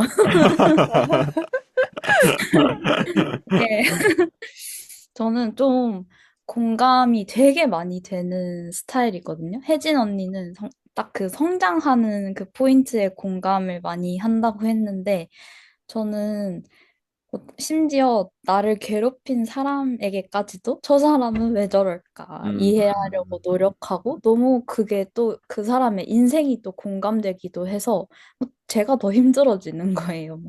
그래서 그 아까 공감의 반경에 대해서 얘기를 했을 때, 저는 사실 뭐 모든 포유류라고 했을 때 모든 인간한테 좀 인류애가 있는 스타일인데, 그런 일련의 사건들을 겪다 보니까 딱 그 나의 반경에 있는 사람들까지만 공감을 해주고 딱 처리하는 게 오히려 심리적으로 건강한 사람이겠다라는 생각이 되게 많이 든 한 해였어요. 그래서 공감 능력이 정말 필요하지만 진짜 적당히 맺고 끊을 줄 아는 것도 되게 중요하구나라는 생각이 들었고, 요즘 사람들이 내가 뭐 포유류에까지 공감을 해, 잘해. 근데 그렇지 않은 사람들을 보면 되게 비난을 하는 음, 경우도 많더라고요. 왜 너는 길거리 고양이들이 안 불쌍해? 뭐 이런 식으로라든지, 너는 뭐 국내에 뭐 불쌍한 사람들, 뭐 외국에 불쌍한 사람들 안 불쌍해? 이런 식으로 또 비난을 하고 공감을 하지 못하는 경우도 있더라고요. 그런 거를 보면서 오히려 과공감을 하는 것이 정말 정말 필요한 일일까? 요즘 세상에? 라는 생각이 좀 들었어요. 음. 그렇게 생각하면 이 반경이, 그러니까 여기에서 뭐 자아부터 모든 물체까지 이것보다도 음, 정말 물리적인 거리가, 뭐 아니면은 음, 심리적인 거리가 음, 중요한 걸 수도 있을 음, 것 같기는 하네요. 음. 참 공감이란 말도 어려운 것 같습니다. 맞아요, 네. 맞아. 이 공감이란 단어가 잘 와닿지도 않는 것 같기도 한데 또 계속 써. 아, 쓰는 말인데 음, 참. 아, 맞아요. 오히려 그 북극곰 콜라 그 광고 아시죠? 네네. 아까 그 뭐 기아 관련이나 복지 NGO 그 광고를 보면 정말 막 심리적 고통을 같이 느끼게 되는 광고들이 많잖아요. 막 북극곰이 말라서 죽는다든지, 막 뭐 아프리카의 어떤 아이가 막 엄청 마르고 파리가 막 이렇게 붓는 그런 영상을 보고, 어떤 사람들이 더 도네이션을 많이 하냐? 뭐 하지 않느냐? 이런 연구를 했는데, 좀 필요 이상으로 과하게 공감하고 정서적 감염을 느끼는 사람들이 오히려 기부를 하지 않았대요. 음, 채널을 돌린다든지 뭔가 좀 음, 회피하려는 경향도 있다고 하더라고요. 이런 거에 대해서 어떻게 생각하세요? 음, 맞아. 그래서 제가 예전에 그 한창 유기묘 센터에 봉사활동 갈 때 이제 고양이 좋아하는 친구들한테 갈래? 뭐 이렇게 했는데 한 친구는 자기 거기 가면 너무 힘들 것 같아. 음, 마음이 너무 음, 힘들 것 같아서 음, 못 가겠다. 음, 차라리 이제 기부를 하는 거지. 가서 음, 그 실체를 보고 가면 음, 이제 진짜 죽는 애를 보게 될 수도 있거든요. 음, 몸이 많이 안 좋으면 음, 그런 게 너무 힘든 거죠. 음. 맞아요. 음, 그런 것 음, 같아요. 저도 그래서 근데 그런 마음을 가진 사람들이 음, 음, 길에서 그 다른 사람들이 음, 우리 무슨 단체인데 기부 음, 좀 음, 해달라 이런 거에는 또 잘하더라고요. 그런 음, 직접 가서 봉사하는 건 어려우니 음. 나는 그냥 이렇게 기부를 하겠다 맞아, 하는 맞아. 식으로 하는데, 그게 TV로 보면 또 완전 현실적인 부분으로 음, 가다 보니 좀 다를 수도 있을 것 같기는 해요. 음, 네. 맞아. 그래서 제 남자친구가 영상 만드는 일 하는데 그렇게 뭐 기부를 이끄는 세이브 더 칠드런인가? 아무튼 뭐 그런 거 관련된 영상을 찍은 적이 있었는데 자기도 그걸 느끼는 거야. 뭔가 이렇게 뭐라 해야 되지? 그 뭐라고 하죠? 기부받아야 하는 음, 보호 음, 아동이라고 해야 되나요? 뭐 음. 그런 아동들이 너무 막 안타까운 얘기로 뜨면은 음. 사람들이 보고 싶어 하지 않을 것 같다. 음. 왜냐면 이게 고통을 나한테 주니까. 그래서 좀 그런 느낌이 들지 않게 자기는 만들고 싶다. 이런 얘기를 음. 했거든요. 음. 보는 사람의 사실 생각을 좀 하는 거죠. 음. 사람의 심리를. 맞습니다. 그러면 음, 다음 이야기로 또 넘어가도 좋을 것 음, 같은데, 뭐, 저희가 그런 영상 관련된 걸 이야기했으니, 음, 다시 그 시대로 돌아가 음, 보면, 뭐, 나치 때도 그렇고, 아니면 우리가 이 광주 민주화 운동 때도 그렇고, 음, 빨갱이라는 표현을 음, 썼었잖아요. 그리고 뭐, 음, 옛날 광고 중에는 그런 빨갱이를 괴물로 또 음, 그림을 그리고, 반대로 또 북한에서도 뭐 남한을 음, 괴물로 그리고 이런 이야기들이 있었죠. 음, 근데 지금은 이제 그 세상이 어떻게 살게 되는지 알고 있고 음, 또 뭐 다른 사람들이 어떻게 생긴지 또는 어떻게 지내는지는 음, 알고 있어요. 근데 이 매체 그러니까 뭐 음, 어떻게 보면 프로파간다라고도 할 수 있고 선동 또는 이 매체라고 음, 생각을 해볼 수 있을 것 같은데 이 영향에 대해서 좀 고민을 하게 되는 것 같아요. 음, 우리가 계속 이야기를 했던 거리를 두는 거, 그러면서 음, 우리가 좀 더 당위성을 챙기는 거를 이야기를 음, 했는데, 이런 것도 한 몫을 했지 않았을까, 프로파간다가, 엄청나게, 네, 네. 많이 했다라는 생각이 음, 드는데, 그러면 지금과 그때의 차이가 뭐길래, 그때는 그렇게 하고, 지금은 그렇게 하지 음, 못하는지가 좀 고민이 됐던 포인트였거든요. 혹시 이 음. 부분에 대해서 또는 아니면 이 프로파간다의 영향에 대해서 좀 이야기를 해주실 수 있을지가 음. 궁금합니다. 근데 작품 속에서도 나오지만 그때는 언론을 통제할 수 있었던 네네, 시기잖아요. 그렇죠. 그래서 지금은 자유롭게 비판하고 사실을 담은 바탕으로 뭐 희곡도 만들 수 있고 소설도 이렇게 나올 수 음, 있지만 음, 그때는 불가능한 그래서 막 롤러로 한 장 그냥 다 지워져 있고 막 그런 장면들이 음. 나오잖아요. 그래서 소수의 사람들만 진실에 접근할 수 있었고 대다수의 사람들 특히 뭐 저희 할아버지 같은 경우에는 이제 뒤늦게 글을 알았지 옛날엔 글도 몰랐단 말이에요. 저희 음. 할머니도 그렇고. 그럼 글을 읽지 못하는 사람들은 그냥 이렇게 라디오만 듣고 아 그런가 보다. 음. 아니면 영화를 보러 가서 그런가 보다. 그 예전에 이제 제가 학교에서 수업 들으면서 봤던 것 중에 하나가 약간 이승만 찬양 영화 같은 거였거든요. 옛날에 음. 이제 그런 것들이 만들어지던 시기였으니까 사람들이 그렇게 될 수밖에 없었을 것 같다. 음. 그래서 데모를 했던 사람들도 대학생이나 뭐 교수나 이런 지식인들 위주였던 것도 그들이 이제 그런 정보에 접근할 수 있었기 때문이 아니었을까 이런 생각이 좀 들어요. 음. 그렇네요. 음, 그럼 지금은 언론을 통제하지 못하니, 그리고 누구나 그 매체를 음, 사용할 수 있죠. 그래서 좀 상황이 다른 것 음, 같기도 한데, 또 한편으로 생각해 보면, 그럼에도 불구하고, 음, 참, 그런 거 있잖아요. 뭐, 전쟁이 일어나면 이거 음. 조작이다. 이런 얘기도 많이 하게 되는 것 아, 같기도 하고, 또는 그래도 싸다라는 말도 여전히 하는 사람들이 음. 있잖아요. 좀 그렇게 생각하면 또 지금이 크게 다르지도 않을 수도 있겠다라는 생각도 그 지금은 이제 가짜 뉴스가 너무 맞아, 많아서 맞아요. 그게 네. 문제인 것 같아요. 네. 그리고 뭔가 약간 좀 나이 많으신 분들은 유튜브가 뭔가 공영 방송의 힘을 가졌다고 생각하시는 음. 건지, 그렇게 정보가 검열돼서 나온다고 생각하시는 건지 모르겠는데, 사실 언론은 잘못된 사실을 얘기하면 뭔가 징계를 받거나 하는 게 있잖아요. 근데 음. 유튜브는 아직 그런 게 없는 것 같고, 그래서 이제 많은 정보들이 막 양산되는 것 같은데, 사람들이 어쩌면 그 공중파에서 나오는 뉴스에서 나오는 정보의 그 무게만큼 유튜브에 나오는 정보의 무게를 믿어버리면 근데 또 요즘 알고리즘 시대니까 거기에 갇히면 이제 다른 거 못 보잖아요. 음. 그래서 오히려 더 옛날에는 사람들이 그냥 몰랐다면 지금은 극단적으로 더 선동되기 쉬운 음. 시대인가 이런 음. 생각도 좀 들어요. 음. 음.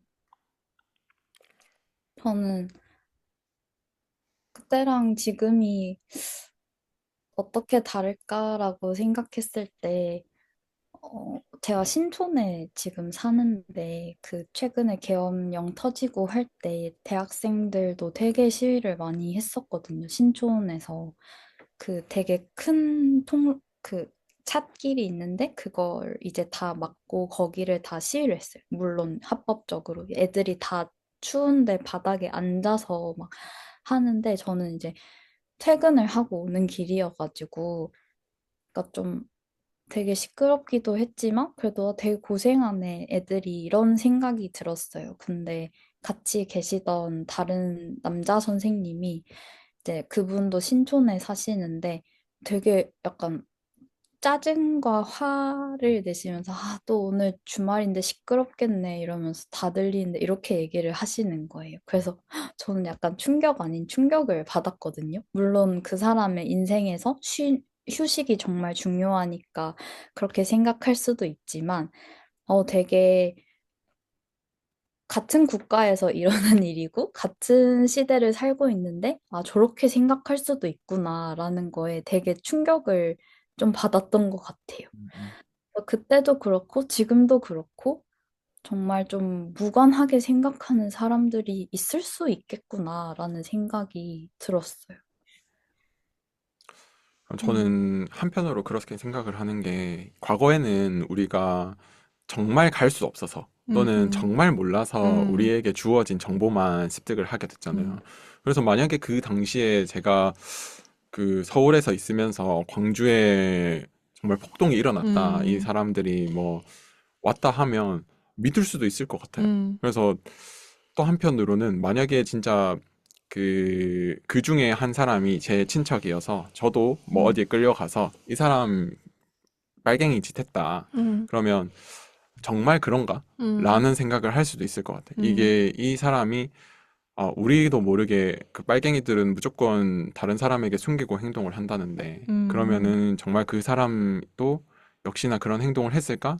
음, 라는 걸로 생각을 할 수 있을 것 같아요. 음, 어떻게 보면 그 무지 속에서 우리에게 주어진 정보만 선택을 하게 음, 된다면 지금은 모든 걸 알 수 있음에도 불구하고 내가 알고 싶은 것만 음, 받게 되는 거죠. 음, 음, 그 측면에서는 과거와 비슷하지 않나라는 생각도 하게 되는 것 같아요. 그래서 음, 웃긴 게 지금 나와 내 옆에 있는 사람은 음, 모든 정보를 볼 수 있는 권한이 똑같지만 음. 그걸 알고 있는 게 입장이 다를 수도 있잖아요. 아, 자기 주장을 네. 맞다고 해줄 근거만 찾아다닐 그러니까. 수도 있어. 그래서 이게 참 다를 수도 있겠다라는 음, 생각을 그냥 저는 음, 하게 음, 되는 것 같아요. 음, 네.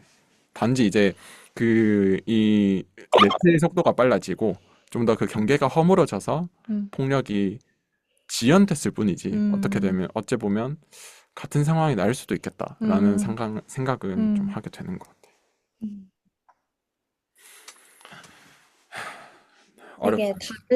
다른 지점이, 그러니까 물리적 폭력은 굉장히 없어졌지만, 그 인터넷에서 댓글로 싸우는 그것들?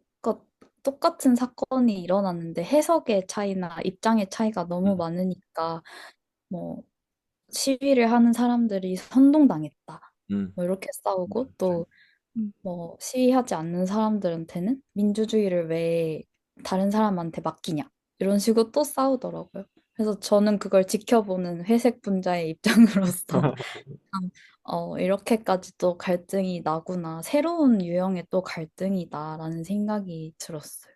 음, 그러니까요. 참 누군가는 그게 굉장히 폭력적인 사태라고 생각을 음, 하고 음, 누군가는 또 그게 꼭 필요한 과정이라고 또 이야기를 음, 하고 음, 그 상황에서 우리는 정답이 뭔지 사실 알 음, 수는 없고 그쵸? 음, 상황이 안 되니까 알 수는 없는데 근데 그 정보들은 모두 저희에게 주어진단 말이죠.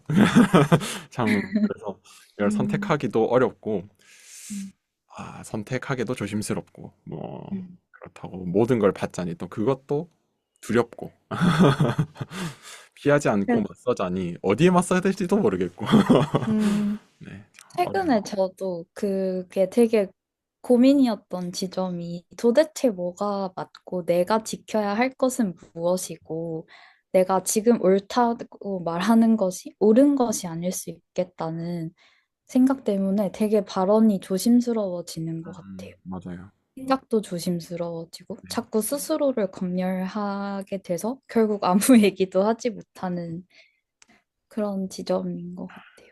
그래서 그렇게 생각을 하면 그 시대와 지금의 우리는 다를까? 라는 생각도 조심스레 해보게 됩니다. 음, 뭐 사는 상황이야 나아질지 모르겠지만, 네. 음, 그렇네요. 참 고민이 많은 책이었습니다. 음, 그러면 다음 주제로 넘어가 보면, 이제 이렇게 저희가 현대를 생각하면서 과거를 어쩔 수 없이 비교해 보게 되는 것 같아요. 그럼 이런 우리에게 이루어진, 우리가 직접 겪었든 음, 그렇지 않든 그런 역사적 사건들이 음. 지금 우리에게 영향을 미치고 있는 걸 실감한 적이 있는지라는 또 질문을 주셔가지고, 혹시 이 의도에 대해서 한번 말씀을 해주시면. 네. 아, 그 노벨상을 받았을 때 한강 작가가 그 연설문이라고 해야 되나? 아, 소감문이라고 해야 되나? 네네네. 그거를 이제 보는데 왜 소년이 온다라는 제목을 지었는지에 대한 얘기를 하는 부분이 있었거든요. 네. 그래서 온다가 현재형인데 이제 지금 뭐 제 휴대폰이 없어서 뭐 정확하게 어떤 말을 했는지는 기억이 안 나지만 어쨌든 결국에는 우리가 지금 과거에 있었던 일들이 이제 우리에게 지금 현재로 계속 오고 있다는 그런 함축을 담은 그래서 과거가 뭐 현재를 도울 수 있는지 죽은 음, 자와 산자를 구할 수 있는지 음, 소년이 계속 오고 있다는 거는 여전히 우리에게는 그것에 대해 생각을 하고 미래와 현재를 바꿔가야 된다는 것처럼 음, 저는 음, 느껴졌거든요. 그래서 우리는 그게 이제 과연 우리가 어떤 것을 배우고 어떤 것을 이제 가져올 수 있을까, 과거에서. 그리고 혹시 이 일이 아니더라도 그런 일들을 경험한 적이 있을까. 저는 음, 이제 요즘에 제일 많이 하는 생각이, 요즘이 아니라 항상 많이 하는 생각이, 이제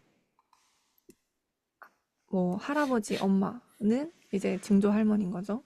맞죠, 저한테. 증조 네. 할머니는 이제 할아버지 말로는 할아버지가 위안부 이런 걸 아는 것 같진 않아요. 그런 용어를. 음, 근데 할아버지 말로는 그 시기에 일제강점기였는데 그 시기에 여자아이들을 다 일본군한테 데려간다는 얘기가 있어서 할머니가 음, 뭐 14살인가 이때 시집을 갔다고 해요. 음, 시집을 가면 안 끌려가니까. 음, 엄청 어린 음, 나이에 간 음, 거죠. 가서 음, 막 16살 이때쯤에 이제 막부터 아기를 낳기 시작한 거죠. 음, 16살 제가 생각해보면 중3 음, 엄청 애기잖아. 그때부터 아기를 낳았고 그리고 또 중간에 일본에 가서 지냈었단 말이야, 할아버지는. 음, 그리고 그 원자폭탄 터지기 전에 직전에 빠져났다고 했었거든요. 음, 음, 할아버지랑 증조할머니는 일제강점기도 겪고 한국 전쟁도 겪고 했던 세대인 거죠. 그래서인지 이제 증조할머니가 할아버지를 뭐 그렇게 좋게 대하진 않았던 것 같아요. 그래서 음, 할아버지는 항상 서러움이 있고. 근데 음, 제가 느끼기에는 그 사회는 언제 죽을지 모르고 언제 내가 위험해질지 모르는 약간 편집증적인 사회인 것 음, 같거든요.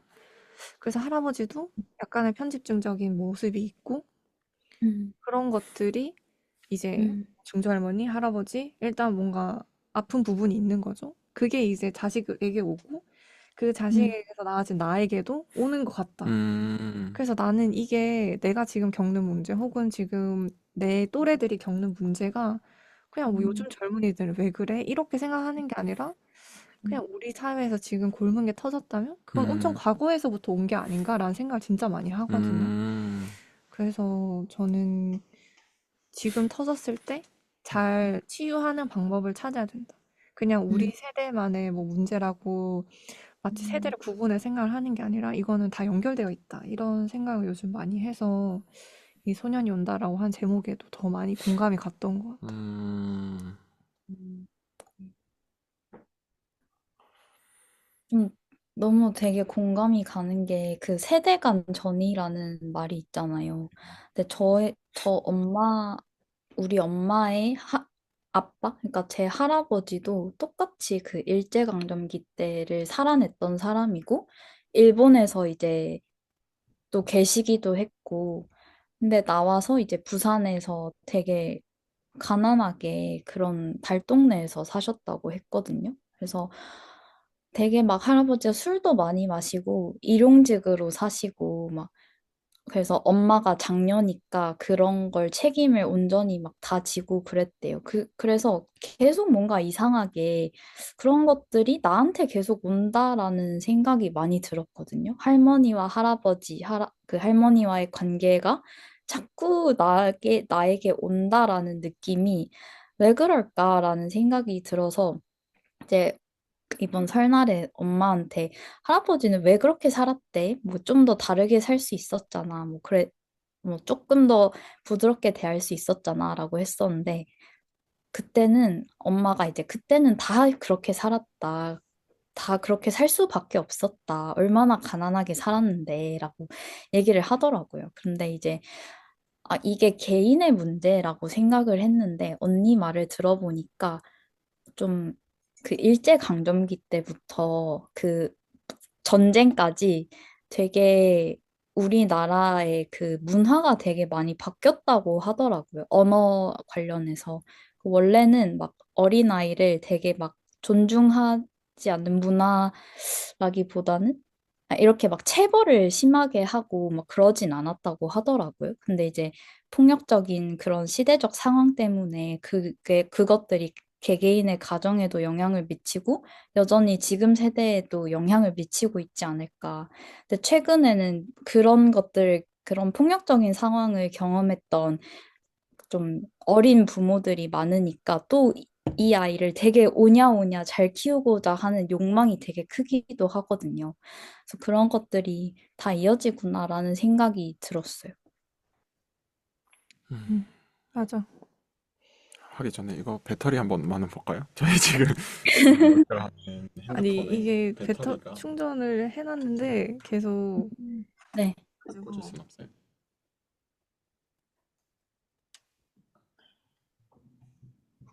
됐나? 오, 된다, 된다. 아, 된다, 된다. 어, 이거 어떻게 뒤집지?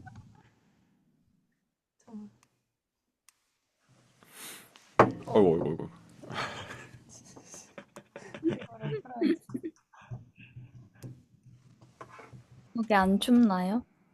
되나요? 지금은 좀 괜찮나요? 됐다. 됐다, 됐다. 뭐야. 됐다. 됐다. 우여곡절이 많은 오늘 네. 촬영이에요. 전 충전을 해놨는데 막 안 되고 있어서 네. 20%, 아, 10% 어머. 떨어지고 있어, 지금. 어질까 봐 두려워서 다시 켰고요. 한 번 다시 더 칠까요? 얘기로 아니야. 돌아가. 다시 또 얘기로 돌아가자면 음.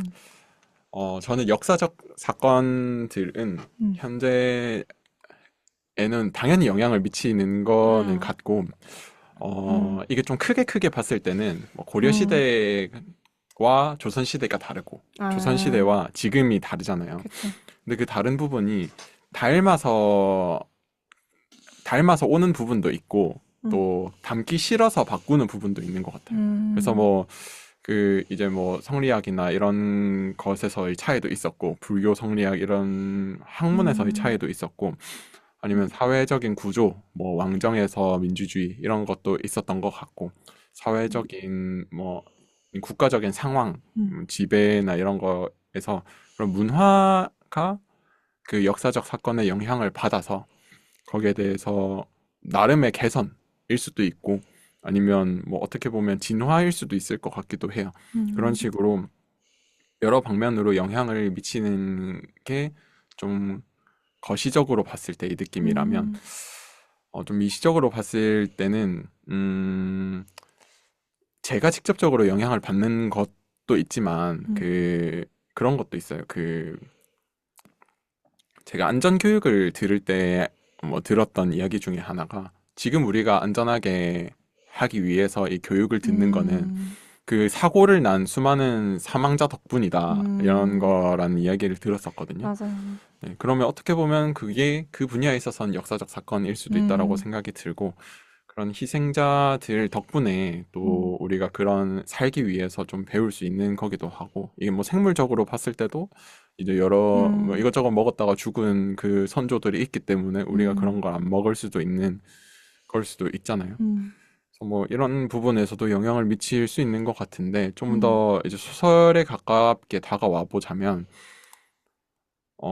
그런 것 같아요. 이 그 상황과 똑같은 상황이 오지 않게 우리에게 주어지는 것 같고, 음, 또는 그 역사적 사건에서 있었던 그 뭐 여러 상황별 상황에서 느껴지는 음, 느낌, 뭐 여기로 따지자면 양심 이런 부분, 음, 또는 뭐 말했던 공감, 또는 그때의 상황에 음, 대해서 우리가 다시금 생각을 하게 되고, 음, 이 사건이 우리에게 그 화자가, 그러니까 작가가 누군지 또는 이 이야기를 풀어내는 사람이 누군지에 따라서 그 희영이가 말한 것처럼 우리에게 다가와서 뭐 어떻게 풀어지는지, 어떻게 음, 읽어내는지가 또 영향을 주게 되는 것 같아요.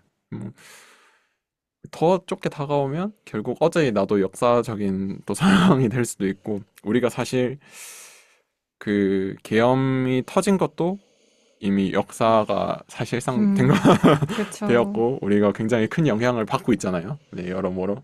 그쵸.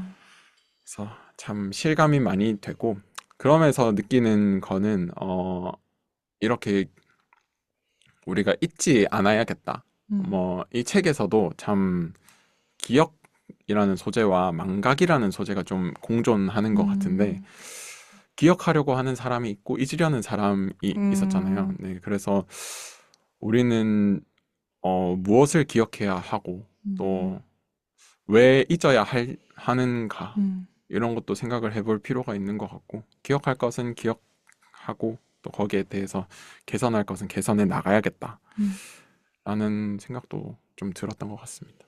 음. 네, 그래도 그때 우리가 역사를 배우고 했으니까 이번에 계엄이 터졌을 때도 국회로 가서 뭔가 맞아요. 국회를 네, 빨리 열어야 음, 된다. 음, 막 이런 움직임을 했던 게 학습된 것들이 있어서였던 것 같아. 음, 맞아요. 다 같이 이렇게 또 움직일 수 있었다는 게, 음, 네, 아휴, 참여.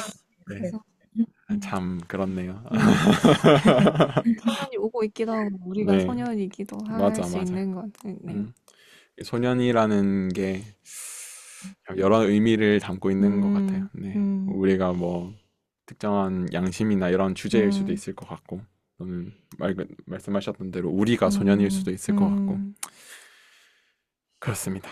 네, 그럼 이제 마지막으로 하나 주제를 해도 될까요? 네. 그 이제 희영이가 얘기했던 주제인데, 혹시 요거만 한번 마지막으로 이야기해 줄 수 있을까요? 네. 저는 그 한강 작가님의 책을 이제 읽으면서 하나의 주제가 죽은 사람을 위한 공간을 만든다라는 것이라고 생각을 했어요. 휜이라는 단편 소설을 보면 한강의 어린 시절에, 그러니까 한, 한강에 언니가 있었는데 그 언니가 신생아 때인가 죽게 되어요. 음, 그 언니가 죽고 자기가 태어나서 잘 자라고 있는 거에 대해서 부채의식을 느낀다고 표현을 하거든요. 그래서 이 아기 하면 그 베넷저고리가 되게 휘잖아요. 그래서 이 세상에 온갖 흰 것들을 모아놓은 책을 쓰거든요. 언니를 위한 책. 그걸 생각하면서, 그걸 이제 보면서, 이 사람은 되게 죽은 사람을 애도하는 뭔가 공간을 만들고 싶은 사람이구나라는 걸 느끼게 됐어요.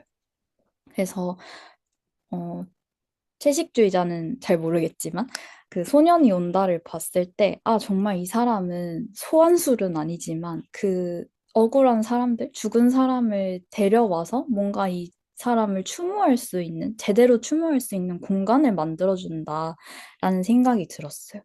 그래서 이 작별이 온다라는 책을 처음 이제 봤을 때, 서점에서 봤을 때, 사실 저는 이 그림을 보고 진짜 못 읽겠다라고 생각이 들었던 게, 아, 이 사람이 그 만들고자 했던 그 흰 세상? 그러니까 죽은 사람을 추모하는 그게 드러난 표지다라는 생각이 들었었거든요. 보이시나요? 이게 네네. 해변이고, 이 공간이 뭔가 안개 같은 음, 공간이 음, 있어요. 저 음, 제 그냥 개인적인 감상일 수 있지만. 그래서 아, 죽은 사람을 진정으로 애도한다는 것은 무슨 의미일까? 라는 생각이 들었어요. 음. 그 죽은 사람을 위한 공간. 죽은 사람을 위한 공간. 지금 우리도 계속 그 사람은 아니지만 어쨌든 그 피해자들과 유족들에 대해서 얘기하고 있으니까 이것도 불러내는 공간처럼 되는 거 아닐까요?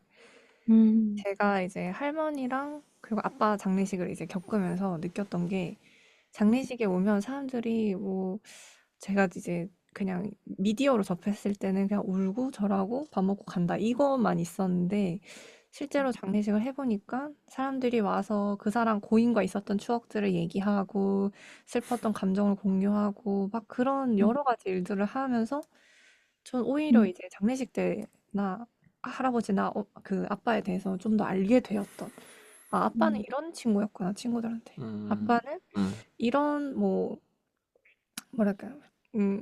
일하는 사람이었구나. 음, 직업인이었구나.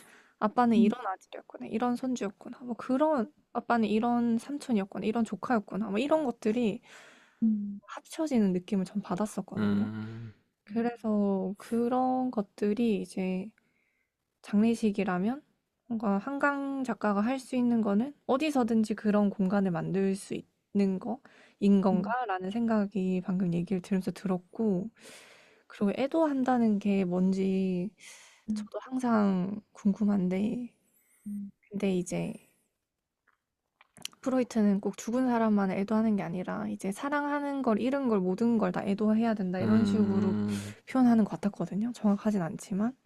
음, 근데 이제 제가 아빠 장례식 때 들었던 고모들이 해줬던 말은 음, 조금씩 꺼내서 울라는 거예요. 그래서 저는 처음에 그 말이 무슨 말인지 몰랐거든요. 음, 근데 이게 음, 이 고통이나 아픔이나 슬픔이 0이 될 수는 없는 거잖아요. 음, 그래서 이분들이 겪었던 것도 0이 될 수는 없지만 항상 음, 아까 지금 밥도 들어가더라, 내 목숨줄이 질긴가 봐 이런 얘기를 하시는 것처럼 삶을 살 수 있을 만큼 하지만 이 아픔을 어딘가에 두면서 가끔 이렇게 음, 꺼내서 살펴보고 또 추억해주고 뭐 음, 묘지를 간다든지 아니면 또 그거 관련된 얘기를 나누면서 주변 사람들이랑 그런 게 저는 뭔가 음, 좋은 애도가 아닌가? 요즘 좀 그런 생각은 하고 있어요. 음, 저도 비슷한 것 음, 같은데, 공간을 만든다는 것도 그렇고, 애도도 그렇고, 기억한다라는 것 음, 같아요. 뭐, 좀, 여러 가지가 떠오르지만, 좀, 로맨틱하게 생각하자면, 코코라는 음, 영화에서도, 이제 할머니를 기억하고, 이제 조상을 음, 기억하면서, 그, 그럴 때, 이제, 그제서야 정말로 잘된 애도가 되는 거잖아요. 음, 그런 뭐, 존경하는 마음도 가져내고, 그래서 그런 기억을 하게 되면 뭐 잘 모르겠어요. 저희 마음에 어떤 공간이 만들어지는 것 같고 그 음, 사람을 추억해주는 그런 공간이 이 한강 소설에서 잘 음, 묘사를 한 것 같아요. 음, 그래서 뭐 저도 뭐 한 번씩 그런 생각을 하는데 이제 저도 이제 할머니 돌아가시고 나서 할머니와 추억이 다 음, 기억이 나진 않아요. 음, 그게 되게 마음은 아프거든요. 아, 그때 좀 더 곱씹어 둘 걸 이러는 생각은 음, 해요.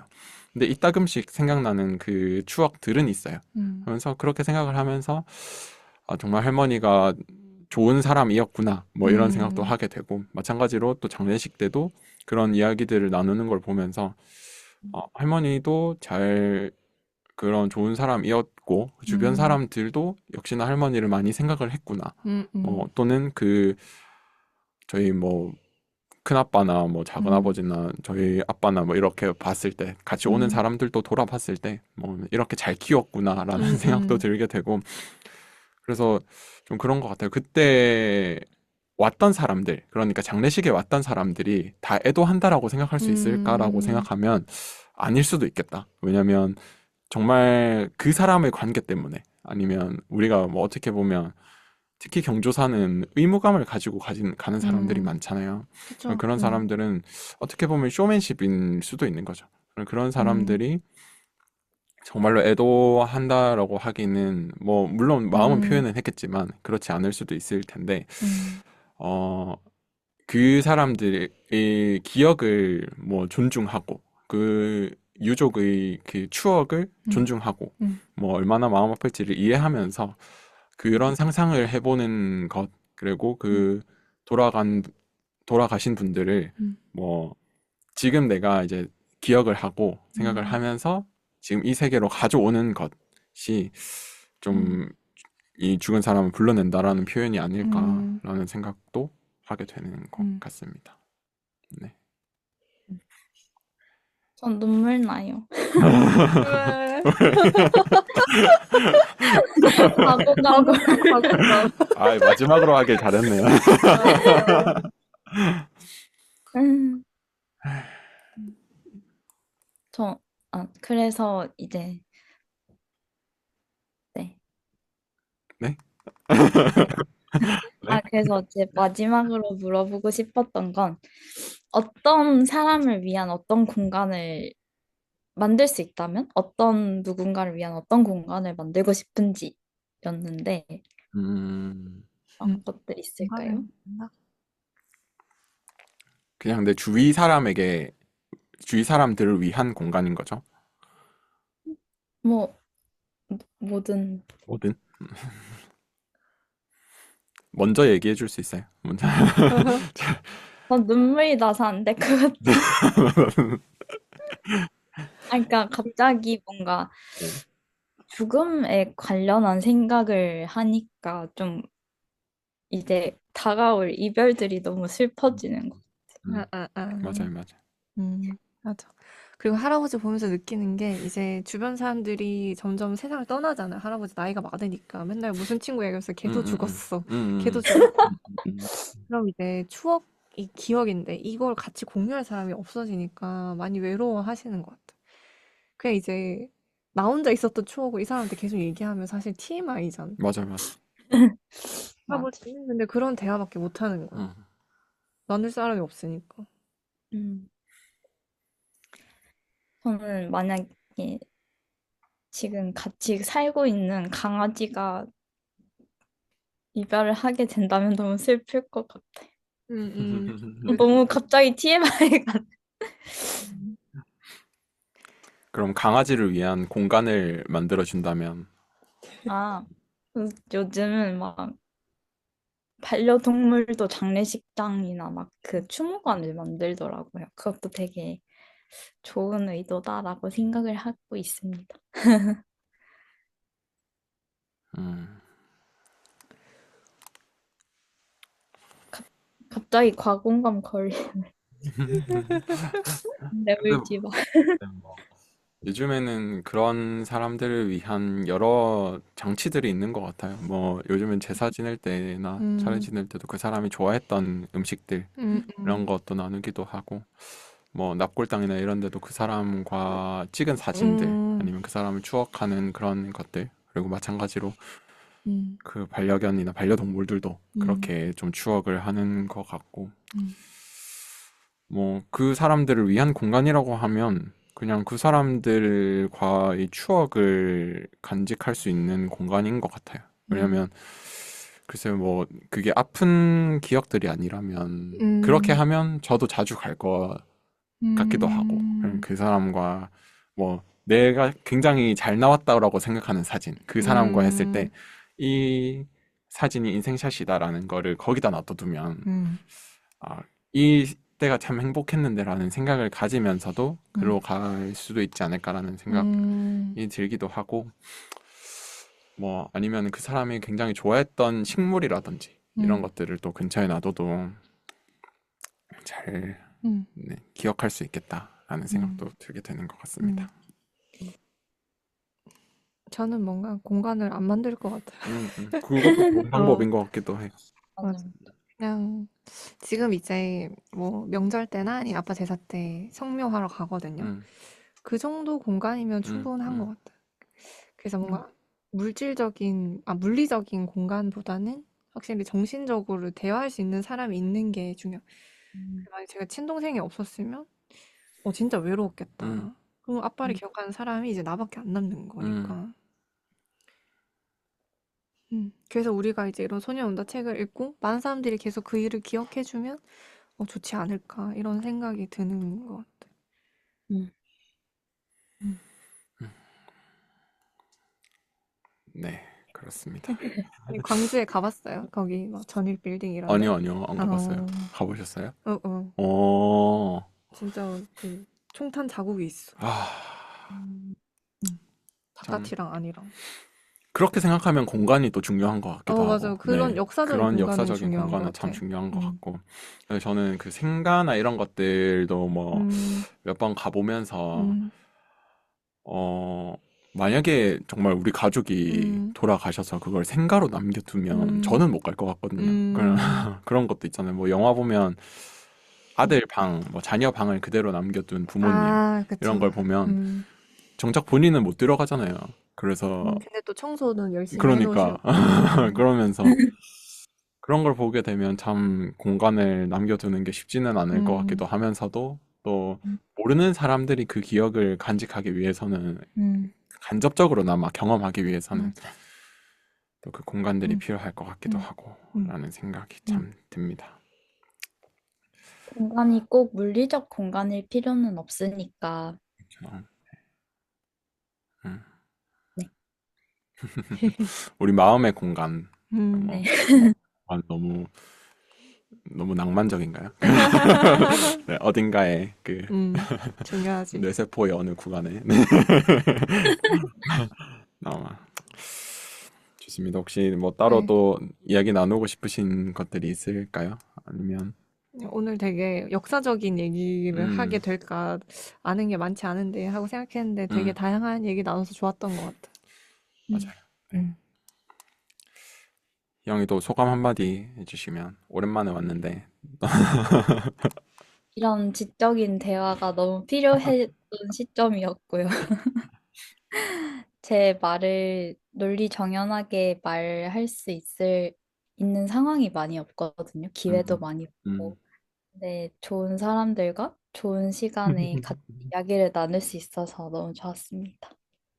네, 네. 저도 사실 이 책을 처음 골랐을 때부터 음. 살짝 후회했어요. 아, 아, 이 시대적 상황과 뭐 우리가 아까도 얘기했지만 스스로를 이런 검열하는 음, 상황에서 우리가 좀 자유롭게 이야기를 나눌 수 있을까라는 생각은 했는데 뭐 지나고 보면 또 잘 이야기를 나눴다. 우리는 이런 음, 대화도 잘 나눌 수 있는 사람들이구나라는 걸 음, 또 경험을 했던 것 같고, 음, 네, 뭐 아픈 기억들은 아픈 기억대로 또 소중한 기억일 수도 음, 있으니까요. 음, 이 기억들이. 그래서 또 기억을 해야 할 것들은 기억을 하고, 음, 또 그럼에도 불구하고 우리가 과공감하지 않는 이 상황에 대해서는 과공감은 하지 않고 음, 우리가 할 수 있을 것, 할 수 있는 것들, 우리가 살아내야 되는 것들에 대해서 좀 더 집중을 할 수 있으면 좋겠다라는 게 음, 책을 읽고 나서 그리고 우리가 이야기를 나누고 나서 제가 느꼈던 네, 음, 소감인 것 같습니다. 음. 그러면 오늘 모임은 여기서 좀 마무리를 할까요? 네, 네, 네, 좋습니다. 그러면 오늘 이렇게 마무리하고 다음번에 또 좋은 책으로 네, 찾아뵙도록 하겠습니다. 고생하셨습니다. 네, 감사합니다. 감사합니다. 안녕.